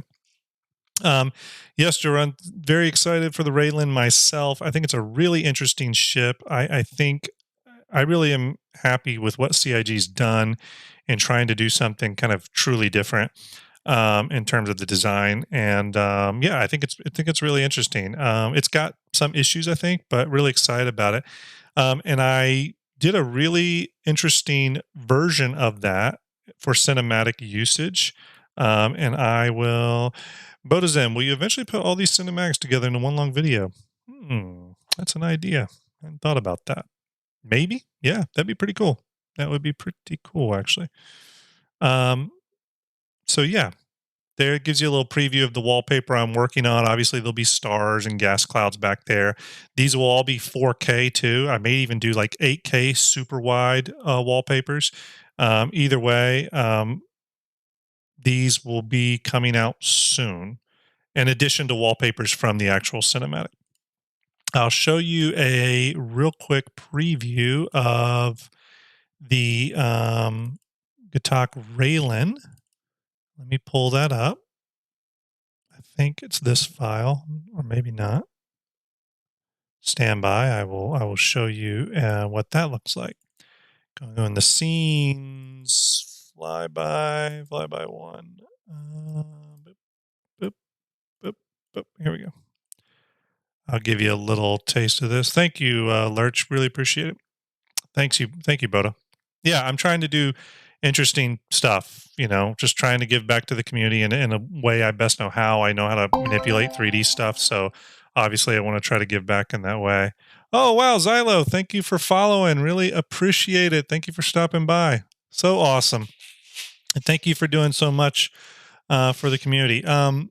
Yeah, just kind of showing off some stuff I have in progress. This is a scene from my Show Us Your Colors submission contest for CIG. I actually need to turn this in pretty quickly because the deadline's sneaking up. But yes, thank you, Zyla, for stopping by. That is so awesome. Glad you are stopping by. The Gatak Raylan, I just think it's a really cool ship. I think CIG's designers are getting so damn good at designing these ships and designing stuff. Look, I've said it before. There's absolutely, yeah, big love to you too, Zylo. Absolutely, CIG's marketing department is one of the most effective weapons ever made. They are so effective on me. I love good concept art. I love, I love good design, and their marketing department, along with the concept team led by Paul Jones and them. I mean, they just do such good work. You know, I've worked in the feature film industry for a long time, long time, in both broadcast, commercial, and the feature film world. So I've worked with some fantastic concept artists, it's just fantastic artists in general. And yeah, Xylo, Trouble's my middle name. You don't bring trouble. Absolutely not. No, but the teams over at CIG, the art teams, I mean, just amazing. I've seen some of the best artists in the world do what they do. My good friend Rick is one of the leads over at Bethesda and currently working on Starfield. As a matter of fact, he's in that Starfield teaser that popped up. They show a scene of him working at his computer.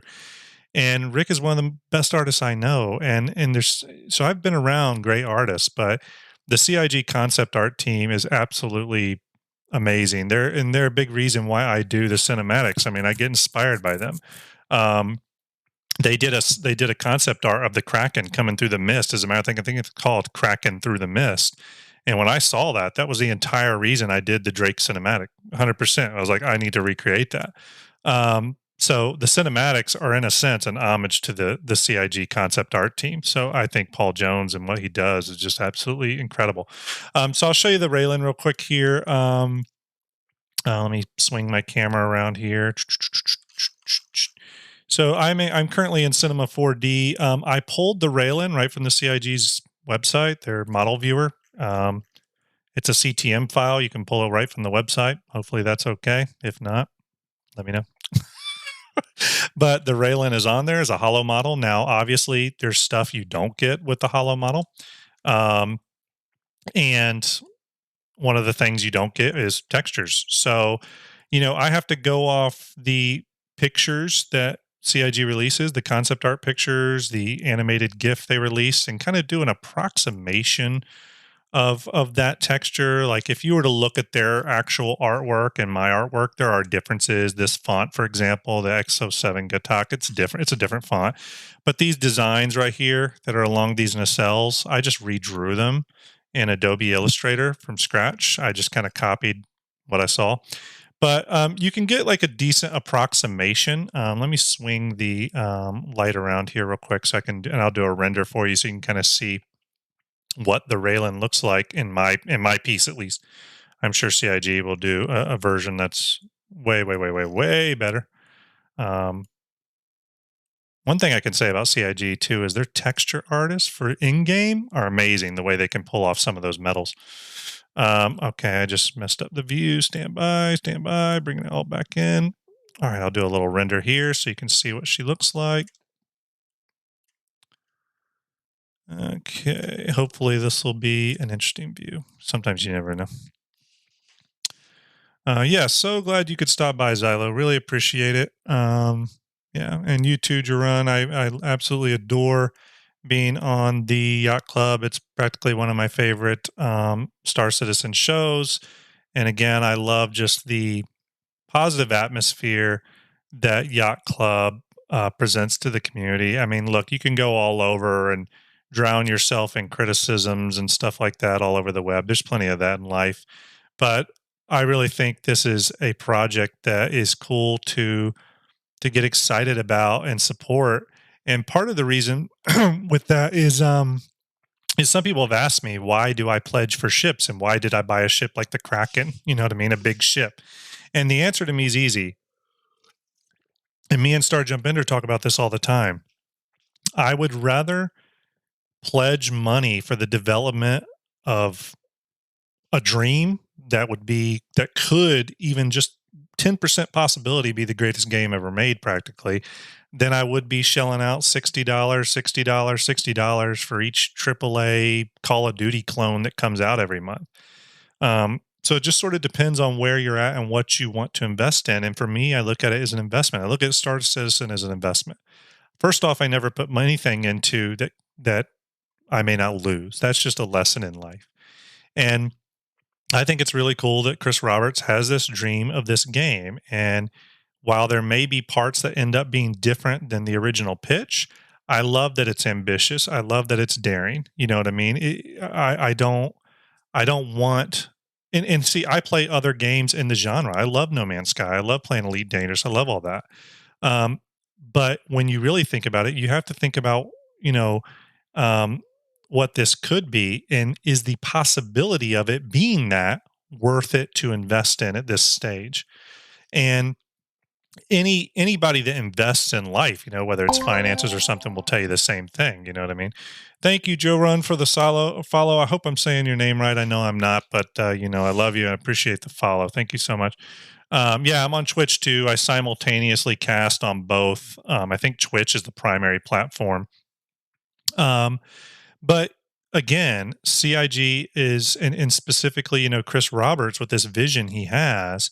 I love that it's bold. I love that it's crazy. I love that it seems, unplausible and the other funny thing too is I know the development time is brought up a lot. It's been in development 8 years. There's a couple things with that don't concern me at all. For one, there's quite a few other games. And again, I am tied a little bit into the games industry. I know a lot of people in the games industry. Again, one of my very good friends works at Bethesda. A lot of games take years and years and years and years to make. You would actually be surprised. And a lot of times when they tell you it took 5 years, it actually took 7. I have a lot of good friends, for example, that worked at Grand Theft Auto 5. I have a lot of friends at Rockstar. And I can tell you right now, I think the overall development time was supposed to be 5 or 6 years. It took longer than that. I can assure you, I knew the people that worked on it. I've worked on commercials that are a minute long for vacuum cleaners that took 2 years to make. So 8 years for 2 massive games doesn't seem out of the realm of possibility. I've worked on feature films that took, one of the films I worked on was Harry Potter and the Chamber of Secrets, and I can tell you right now that film took. I mean, we were in pre-production on visual effects for years, and it's a 2-hour movie. It's not a complex, interconnected, mesh of systems like Star Citizen and probably Squadron 42 is.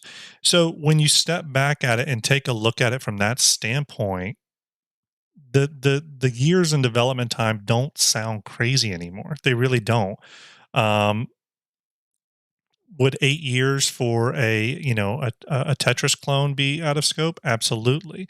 But you got to take a step back and look at what they're creating. And again, I've kind of gone on and on about it here, but I truly do feel that. It doesn't mean CIG is perfect. It doesn't mean they don't make mistakes. Every company is going to make mistakes. I've started 3 companies myself, 3, all of them moderately successful. And I can tell you right now, you make mistakes in business. You know what I mean? You underestimate certain things. You misread your market. You misread your target demographic sometimes. You misread development issues.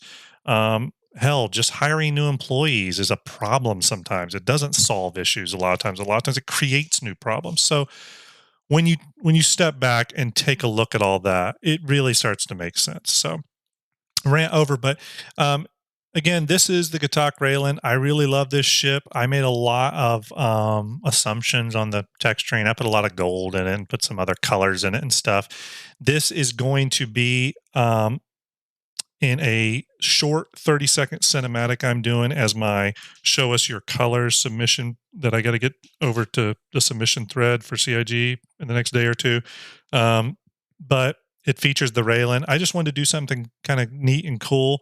I can tell you what will happen in the cinematic, though. The one interesting thing I thought was really cool with the Raylan is it has this really interesting paint job going on it where it's almost got these like little wavy lines. Now, I just did my own because obviously I don't have access to the CIG texture, but I just kind of did my own version of that. And you can kind of see it here. It's sort of a translucent kind of color changing, lines here.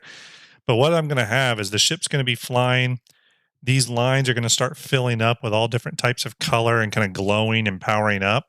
And then that's going to initiate the thrusters on the back here to start thrusting in those colors. And as the ship flies by, it's going to create this like rainbow thrust vectoring thing that's through space. It's going to be kind of cool. I'm just doing it to have fun, but yeah, again, it's just a cool way to do something with this really cool new ship. I know some people were saying that. Thank you, Joran. Appreciate it. I know some people were saying that obviously there's cheaper ships to buy that do the same thing. That's totally true. The Hull B, I think, for example, gives you more cargo for a cheaper price. And again, I look at that as definitely a way of playing the game for sure, and a way of assessing ship value. But me as a very visual person, I a lot of times I'll buy a ship just because I like the way it looks. You know what I mean? When I was showing the the Corsair earlier, I got the Corsair because I think it looks cool. I don't care. I don't care if the wings break off. I don't care about any of that. I think it's a cool ship. That's all I care about. I want to fly it, and it's just as simple as that. And that's a major, and this is something you can't ignore about that. That's a part of its value. You know what I mean? That is definitely a part of its value. And for the Gatak Raylan, its price point versus the Hull B and its cargo capacity, I personally don't look at ships for their one functionary state, right? So I don't look at the Gatak Raylan as, okay, it's a cargo vessel. So how is its cargo and its functionality in the cargo space, how does that compare to other cargo ships? And yeah, I agree, Joran. I think it is underpriced in some ways, especially for its size. And AZ Anyad in the Twitch chat says exactly, like a Chevy versus a Caddy. Absolutely. Because look, I could buy, $100,000 Cadillac, and I could buy a $40,000 Chevy truck. Which one is more useful? Which one has more value? Well, it depends on what you're doing. If I'm hauling rocks and furniture, the truck has way more value. If I want a nice ride for 16 hours, maybe the Caddy has more value. So value is not intrinsic to its role all times. You know what I mean? It can be, but I also may just be someone who thinks Cadillacs are ugly and wants a Chevy truck. And I want one so bad that its value outstrips other deficiencies. So the cost of ships to me should never in whether you want to, yeah, Z Pilot in YouTube chat says Hull B is probably a better cargo ship, but the Raylan is the ship I'd rather own. I mean, you're saying it perfectly. Um, there's going to be ships that are better than other ships, but at the end of the day, this is your fantasy. This is your spaceship fantasy, and people constantly say, "Well, is it that you want that Star Trek kind of captain fantasy?" Well, that's just it. What ship is going to give you that fantasy? And then ask yourself, where's the value? You know what I mean? So yeah, it's a great way of looking at it. So, anyways, yeah, here's my Raylan. Again, it's coming along. I had to take, as a matter of fact, I'll show you something real quick. I'll show you how kind of I make this these ships sometimes, especially when I do not have the actual textures. That can be a serious problem sometimes, but there's a way around it. I will show you that now. I'm just bringing up some files. So one of the things I do is I draw new textures. So these are the designs here on the nacelle, which the actual ship has. And I did pretty close. If you look at the concept art, I'm pretty close on that. AZ says and Ventzel say it's all about the RP. Absolutely. I mean, that's what me and Ender Star Jump Ender are all about, are looking at things from an RP perspective. And Ender's a huge old role player. I am as well. I've role played in many other games before. And again, that makes Star Citizen better when you look at it through that prism. So absolutely. So yeah, here's the nacelle line elements I created and redrew. I redrew the labeling for the Gatak. I then took, I guess I can't preview it, but again, these lines I created, I came up with my own textures, etc. Henchmonkey says, does the UV mapping come in from the hollow viewer models? That's a good question, and I'll go ahead and tell you, no, it doesn't. It doesn't come in with any UV maps, nothing. I mean, it comes in completely raw. As a matter of fact, if you want, I'll open the Raylan Hollow model that literally pulled directly from the site. Now, this is not me doing anything to it. This is literally the Hollow model pulled over from the website. Here it is. It's got no UV tag on it. It's got no Fong tag on it, any of that. Let me turn off the work plane here. And usually you have to you can kind of reformat the ships a little bit. When you bring it in, yeah, I know, Hench, it's not fun. I actually, believe it or not, Hench, for a lot of the textures for the cinematics, I end up doing cubic mapping texture and a lot of like camera projection textures, believe it or not. It just ends up being easier sometimes than dealing with the UV headaches. So obviously when you bring this over, you're going to have some faceted areas like the turrets here and stuff. So, usually the first thing I do is I'll go into modeling here in Cinema and I'll throw a Fong texture on it and I'll put the angle limit at 20 degrees, no edge breaks. And that'll at least smooth things out, starts to smooth the turrets out and stuff. And then at that point, I just get to work texturing and it's all one poly mesh. That's the other thing that kind of sucks. So any sort of specific texturing I need to do, I need to kind of go in here, grab the faces, that I want to texture, create those textures or pull them from texture libraries like I typically do, and then just start applying the textures. So yeah, it gets pretty. You can get pretty down in the weeds with it. So yeah, Gatak Raylan, that is something I'm working on. That little mini cinematic, that little 30-second cinematic is definitely coming out soon. Just keep an eye out for it. I'm going to post it real soon. I think What else do we have here? Stand by, everyone.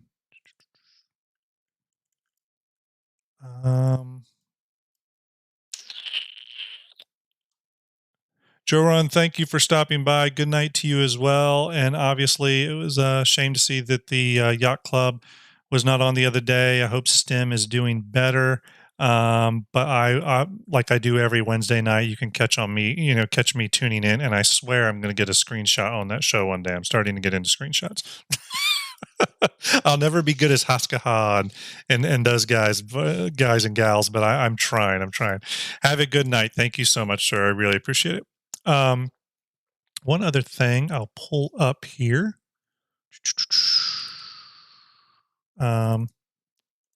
Again, one of the things we're looking to do, yeah, absolutely, Jordan. Someone was asking about wallpapers. I really want to do custom stuff for people too, and I do take requests. It's hard to get to everything because there's a lot of requests that come in, but I do love doing stuff for people. I'll even show you some kind of crazy experiments here. Stand by. I gotta find them if they're here. They may not be here. But yeah, stuff like like this. This was the Battle of New Babbage. Yes, AZ, that would be cool. This was some roughs I was doing for. As a matter of fact, that's the wrong one. Is it this one? Yeah. So here's my yacht club wallpaper I was kind of working on. This has got Fleet of Endeavors and the Yacht Club 890 jump traveling through space. I call it the 2951 Scientific Research Conference Fleet. So yeah, I'm going to release all these very, very soon. If you join our Discord, the Starjump Discord, which you know what, I'll go ahead and post an invite link to that. I think Ender set me up with one. He's the man with the plan. If I didn't have Ender, I would definitely be lost on a lot of this type of stuff. Thank you, Ender. Not sure if he's around watching. I'll post it in the Twitch chat and in the YouTube chat. This is the Discord invite link. Go join us over in Discord. I'm going to start a channel over there called Wallpapers and Art, and I will essentially be placing these in there probably starting this weekend. They're all 4K. I'm even going to do some 4K ultra wides for dual monitors, but I'm going to start putting them in there, and start getting some of that stuff out to you all. And I have a ton of stuff, almost every ship, Crucible. I have a lot of GIFs too for anyone that wants the GIFs. I'll probably start throwing that stuff in there. Here's a GIF of the Crucible I did originally. Again, that was a complicated ship to do for the cinematics. And by the way, I'm sorry, I'm rambling tonight, but this is kind of just a chat session, so hopefully you're all enjoying it. Hopefully I'm not boring you all. I know a lot of you came from Zero States, probably very exciting and well done stream. So appreciate you putting up with me tonight. But stuff like this, stuff like the Test Squadron Eclipse. This was a request by Montoya. He was a great supporter of mine too early on, and I asked him, hey, what Test Squadron ship should be in the Aegis cinematic? And he's like, Eclipse. So we did an Eclipse one. I'll do a wallpaper of that for sure. We just have a lot of these, so I definitely plan on releasing a lot of these wallpapers. This is a classic one from when I was first working on the Aegis cinematic. So I want to get that in there. Again, this is all work that's derived from the cinematics, and there's a ton of it. There's an absolute ton of it. I've got almost every ship ready to go for wallpapers, from Javelins to Idrises to Redeemers. It's all there. So tons of wallpaper making materials. So definitely go join those Discords if you want to get access to those. And I'll post them in there. Excuse me. I have a little bit of a sore throat tonight, by the way. My daughter's sick, but I'll start posting those in there as we get closer to as I get closer to this weekend. I'll start gathering it. As many of you know, I did some Scorpius renders that I thought were really cool for the cinematic. I got those into the cinematic like a day after the Scorpius was announced. That was kind of fun. Thea Rob Gaming on YouTube. Hi, hello, sir or gal. Thank you for stopping by. Your cinematic is so cool. Thank you very much. I appreciate it. Thank you so much. I simultaneously stream on Twitch and YouTube. On YouTube, it's obviously just on the Starjump channel. If it's on Twitch, it's on Starjump_Grim. Definitely go give me a follow. Appreciate that. Let's see. Bodazen says, awesome. I have 3 screens, so I'll need a few wallpapers. Absolutely, I can do that. So yeah, the Scorpius, I did a number of renders when the Scorpius first came out. I just thought it was a really cool, pretty ship and wanted to explore it. And sometimes exploring it, but through texture work is just really cool. So yeah, that's a Scorpius. What else do we have here? Again, essentially what I'm trying to say is there's plenty of stuff here for me to start exporting wallpapers. Along with the fleet viewer, I think we're just going to end up with a lot of really cool stuff. You know, here's a wallpaper of the Bengal that I put in my cinematic. This Bengal here is actually a very low poly mesh. It's not a game file or anything. This is just a low poly mesh here. And I went back and we got, sorry, stand by.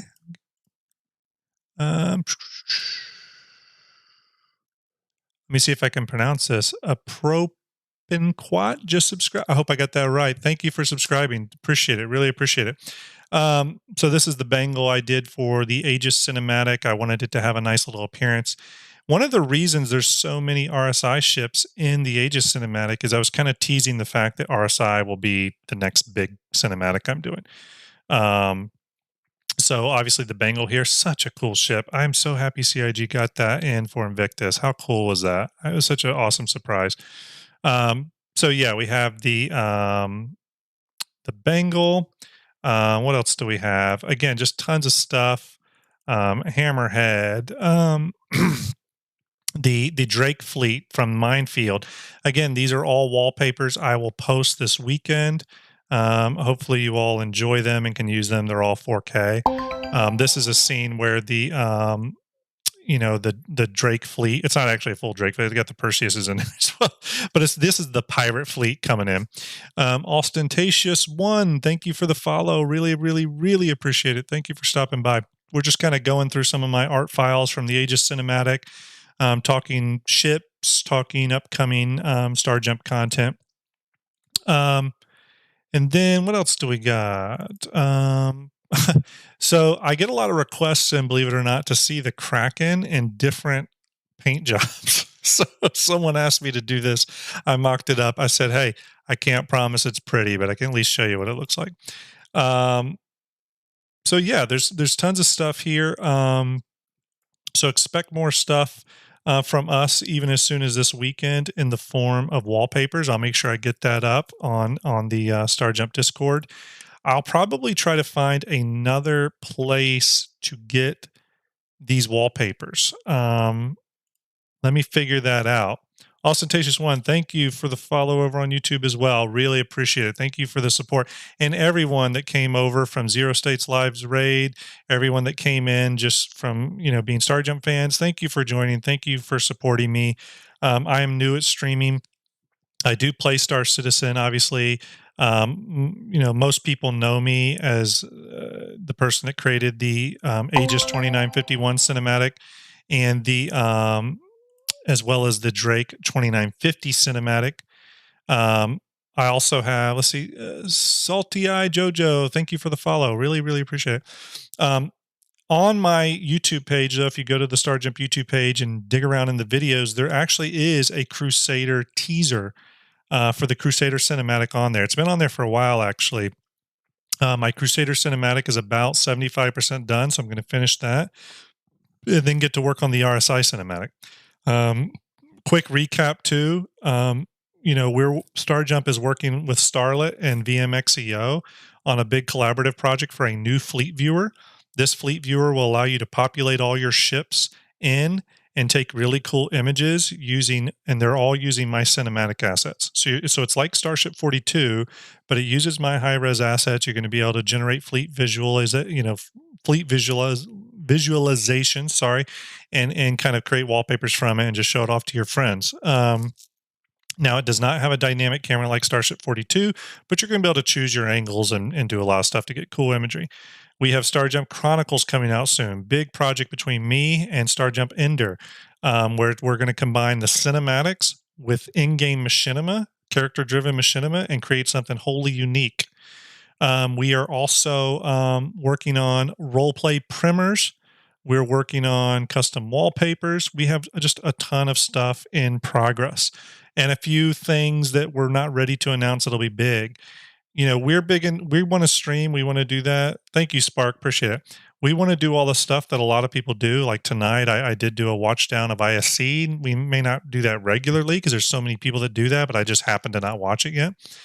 But what we're hoping to do is bring some unique stuff, unique stuff to the Star Citizen community and hopefully bring you all some stuff that you don't get very often. I have the short 30-second Gatak Raylan cinematic that I'm releasing in a couple of days for the Show Us Your Colors submission. I'll also post that on the YouTube channel so you can see that. Again, I'm going to do more behind the scenes on how I accomplish the cinematics. I think that's going to be another big thing. I think the behind the scenes videos have been pretty popular, so I want to do more of that. And I want to release a lot of stuff that people just could carry out and reuse out in the community. I love when I see my stuff peppered out there. So even things like this Crucible GIF here, I want to get this type of stuff out so people can throw it in other channels and throw it in Discords and stuff when they're talking about ships. If it helps people get excited in stuff and just talk Star Citizen. I love being a part of that, even when it's just through my art assets.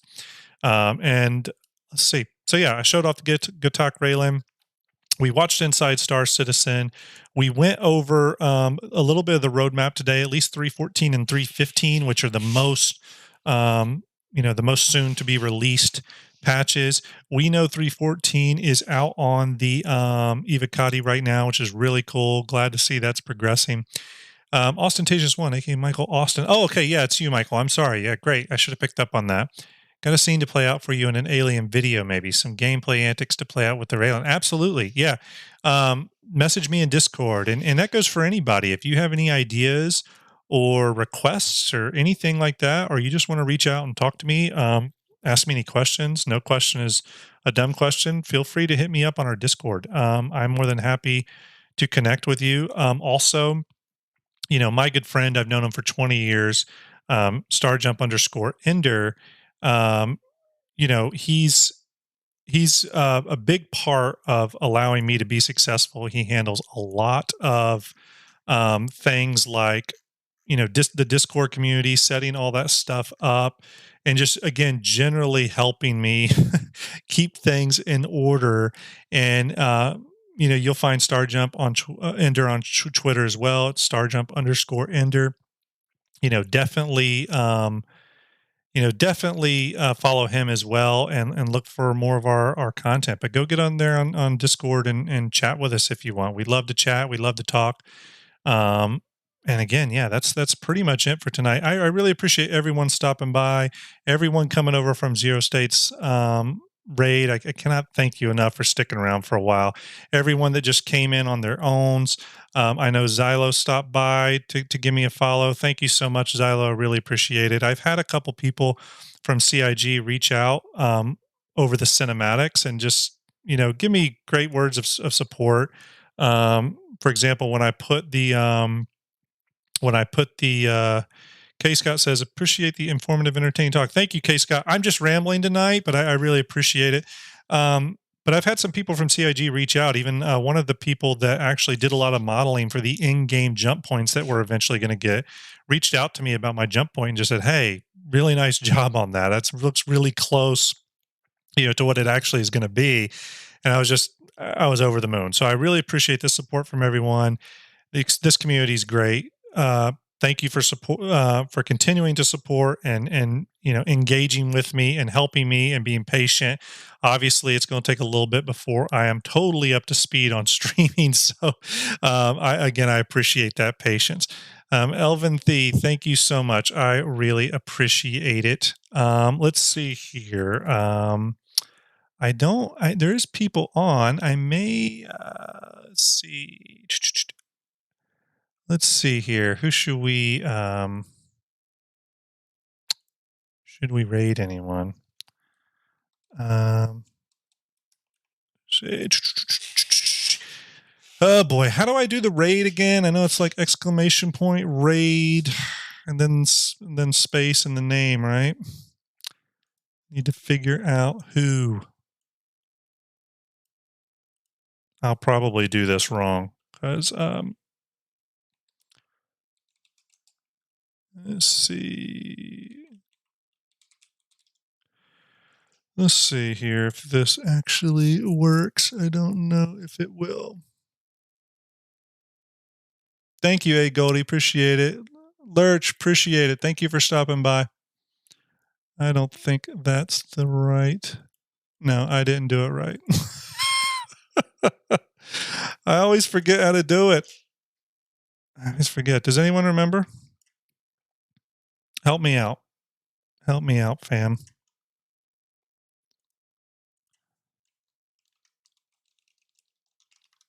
Let's see. Okay, I gotta. Oh, slash. Right.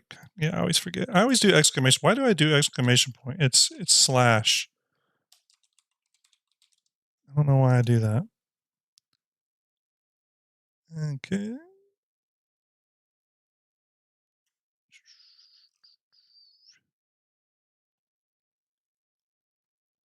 Yeah, I think you're right, A. Goldie. I think so. And I got to find someone who's available. I'm going to raid Veerdy, even though I don't think she's in Star Citizen right now, but Veerdy is a great friend and an awesome person.